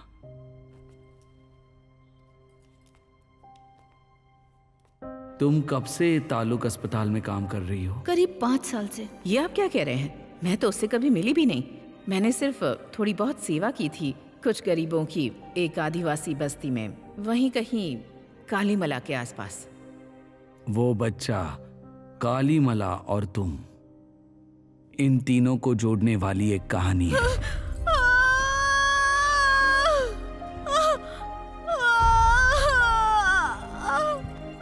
तुम डरो मत, बिल्कुल पैर मत अकड़ाओ। हाँ, सब ठीक है, ठीक है, हम तुम्हारे साथ हैं। रिलैक्स करो, आराम से देखो, बस हो जाएगा अभी। हाँ, बिल्कुल चिंता मत करो तुम। यहाँ हजारों लोग आते जाते रहते हैं, कभी रहने के लिए, कभी कपड़ों के लिए, लेकिन वो मेरे लिए यहाँ एक तोहफा लेकर आई थी। एक बच्चा जो पूरी तरह से पवित्र था, एक नई कली की तरह। उस बच्ची को निम्मी के साथ रहना पड़ा जब तक उसे अपनी माँ नहीं मिल गई।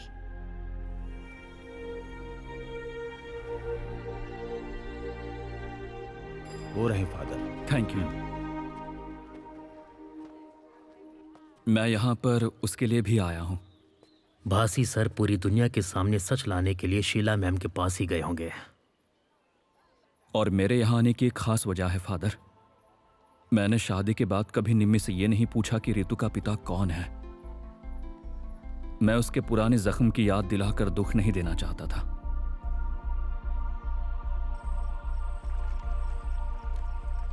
आज वो शारीरिक रूप से माँ है, पर मानसिक तौर पर नहीं। उसके माता पिता के पास इसके अलावा कोई रास्ता भी नहीं था, और ना ही मानसिक अवस्था थी कि बच्चे को जन्म दे। लेकिन मैं दिल से चाहती हूँ कि हम एक ऐसी दुनिया बनाएं जहाँ इतनी कम उम्र की अकेली माँ आदर और सम्मान के साथ जी सके। अब मैं अच्छे से समझता हूँ, उसकी अच्छाई किसी मजबूरी से नहीं बल्कि उसके दिल की अच्छाई से जन्मी है। और हाँ, रितु से बिछड़ने का उसका दर्द उसकी असली माँ से भी ज्यादा समझ सकता हूँ फादर। लेकिन आपको उसे यह समझाना होगा, रितु निम्मी और मेरी बेटी है, और जब तक मैं जिंदा हूं वो हमारे साथ ही रहेगी। ये बात आपको मेरे लिए उसे समझानी होगी, प्लीज। रानी चाहती थी कि वो धर्मराजन के अंदर छुपे सेल्वन को इस दुनिया के सामने ला सके। तो फिर तुमने क्या किया? मुझे लगा था कि मैं ये कहानी कभी भी पूरी नहीं कर पाऊंगी, तभी वो उस कहानी में मेरे साथ जुड़ी। उसने उस कहानी को वहां तक लिख दिया जहां तक मैं कभी बयां भी नहीं कर सकती। मुझे लगा था कि तुम्हारी तबाह कर देने वाली राजनीतिक जिंदगी का एक अध्याय हमने बंद कर दिया है, लेकिन मैं जानती हूँ कि इससे भी कहीं ज्यादा अभी बाकी है। महेश्वरी,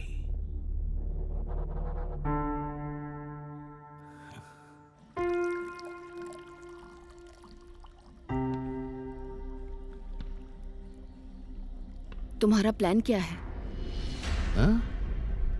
प्लान? जो चीज पैसों से नहीं मिलती वो चालाकी से हासिल की जाती है। मुझे रोना होगा ताकि दुनिया हमदर्दी करे। आंसू की हर बूंद पर 1000 वोट। मैं समझी नहीं। उत्सव के 10वें दिन नागुर नागेंद्रन की भव्य आतिशबाजी का इंतजाम किया गया, और उसके साथ ही साथ मेरे आंसू भी वहां भरपूर बहे। राजू, मैं तुम्हें बताऊंगा उन पैसों का क्या करना है।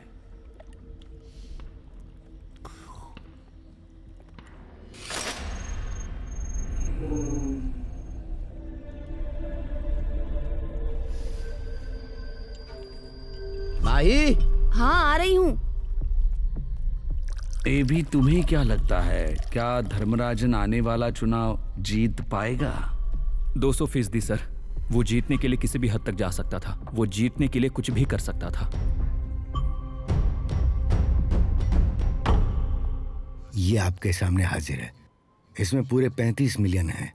कंपनी को पूरा भरोसा है कि चुनाव आप जीतेंगे। मणिवर्णन, मैं ये चुनाव तुम्हारी कंपनी के चिल्लर पैसों से बिल्कुल नहीं जीतने वाला। मैं देख लूंगा, तुम जाओ। चार्ल्स, मेरी बहन शीला भी उस स्टेज पर मौजूद होगी। उस स्टेज को ब्लास्ट से उड़ा देना। तुमने सोचा था कि चुनाव जीतने के लिए तुम मुझे इतनी आसानी से कुर्बान कर दोगे? सर, और आपकी बहन? उसे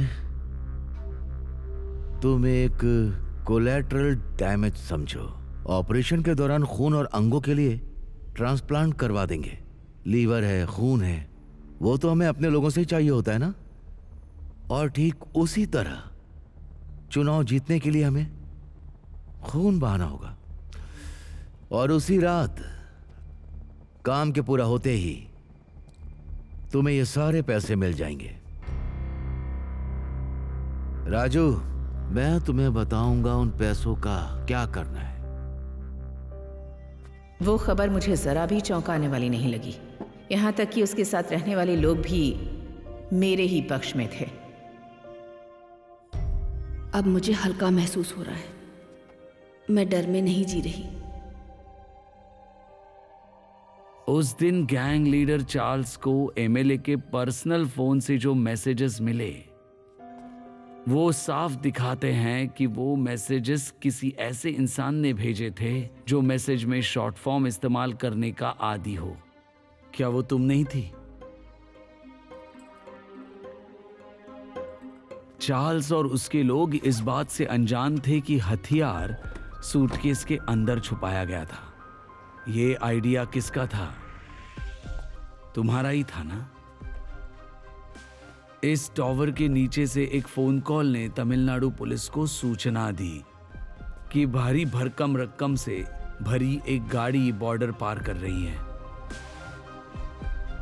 वो कॉल तुमने ही किया था। सर,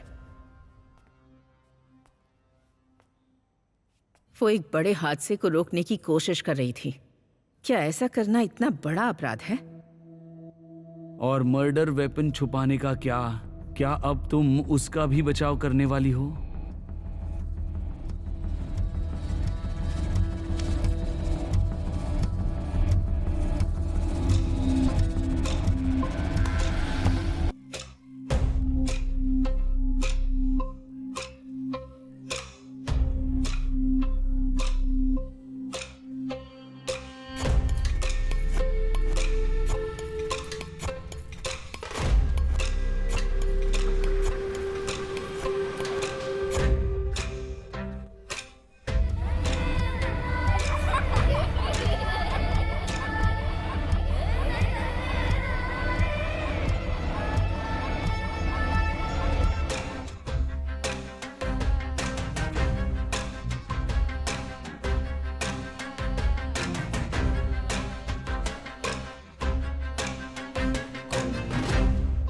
सर अंदर हैं। सर अंदर है, बेल बजा कर जाओ।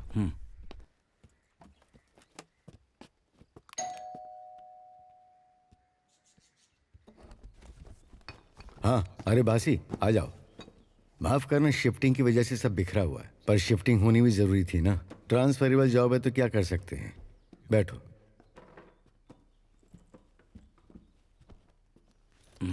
धर्मपुरम के मंदिर उत्सव के दौरान जो बड़ा हादसा होते होते बच गया, तुम जानते हो कैसे हुआ? एक्सप्लोसिव की जड़ तक अब वो लोग पहुंच जाएंगे और साथ ही साथ ये केस हमारे सीनियर्स के पास पहुंच जाएगा। And you know, authorities are very happy और हमें इसके लिए इनाम भी मिला है। जो प्रमोशन अटकी हुई थी सालों से, अब वो हो गई है। मुझे पता है वो। मैं बस ये कहना चाहता हूँ कि इस केस में कई लोग परोक्ष रूप से शामिल थे। ये काम आसान नहीं था, लेकिन क्या करें, हमारे पास और कोई रास्ता भी नहीं था, इसलिए हमें ऐसे ही करना पड़ा। पर मैं कहना चाहूंगा कि तुमने इस केस को साफ करने में काफी मदद की। शीला पहले तो काफी आक्रामक थी, पर अब धीरे धीरे वो ठीक हो गई है। अब देखो ना, इस दौरान कई बेगुनाह लोगों को परेशानी हुई है, पर हमें उनके लिए कुछ अच्छा करना चाहिए। At the end of the day we are sometimes bad cops, पर और कोई विकल्प भी तो नहीं है। पिछली बार तुमने एक रिक्वेस्ट की थी तुम्हें याद है क्या कहा था? मुझे याद है और मैं उसके लिए कुछ करूंगा।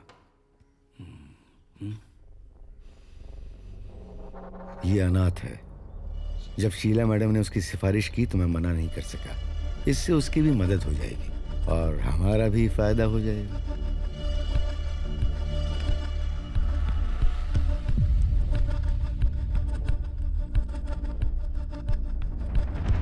वो इस पर अड़ी हुई है रोनी चाया।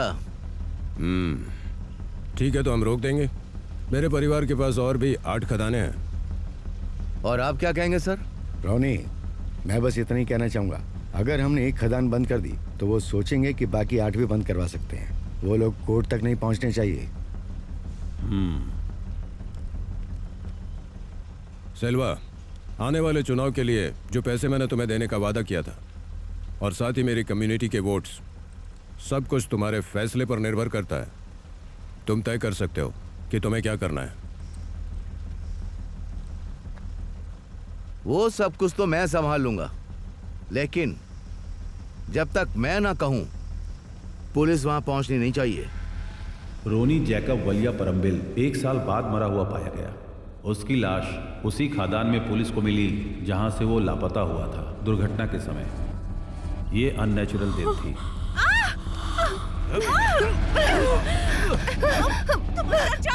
एक बार अपनी बहन का जिक्र किया था जो अब इस दुनिया में ही नहीं है। आदित्य, देखो जो हो गया वो हो गया। रोने से कोई फायदा नहीं होगा।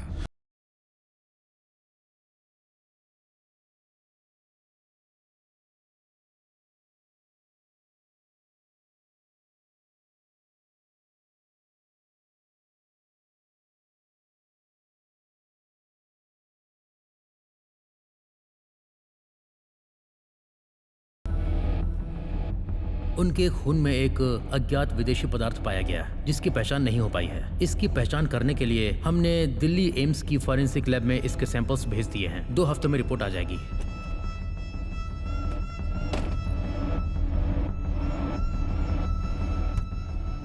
तुमने चाय नहीं पी? नहीं सर, मैं बस जाने से पहले आपसे मिलना चाहता था। पता नहीं फिर कब मुलाकात होगी।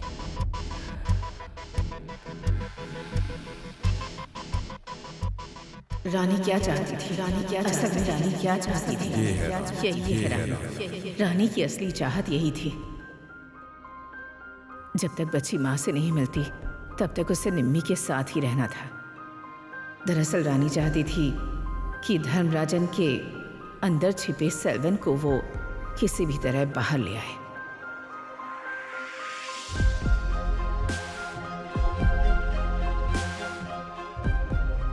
एक और शख्स है जो मुझसे मिलना चाहता था। कोई जो अंधेरे जंगलों से सिर्फ तुम्हारे लिए आया है।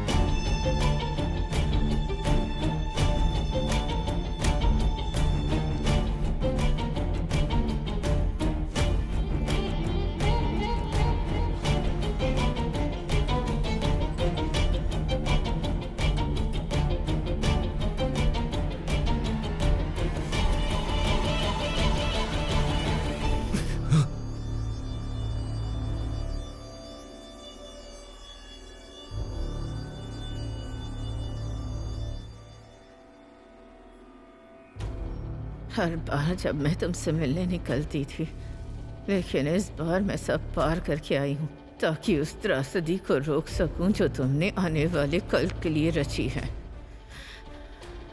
तुमने मुझे पहचाना नहीं। 5 साल पहले तुमने मुझे आग में झोंक दिया था। मेरे शरीर के जख्म वक्त के साथ भर गए, लेकिन मेरी आवाज़ आज भी चल रही है और वही आग यहाँ मौजूद हर औरत के अंदर चल रही है।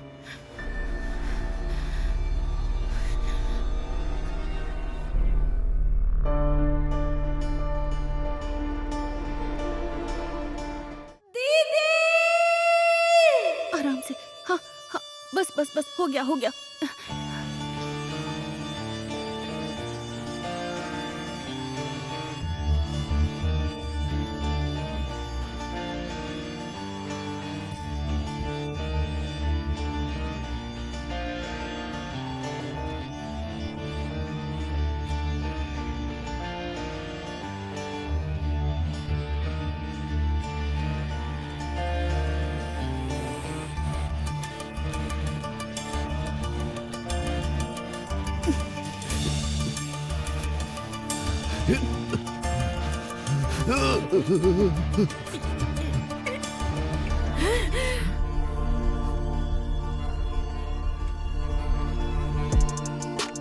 नाम क्या है तुम्हारा?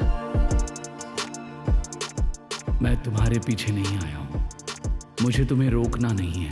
इस दरवाजे के उस पार कंक्रीट के जंगल में कोई छुपा है जिसने तुम्हें हथियार बनाया, और मैं उसे ढूंढ निकालूंगा। रानी।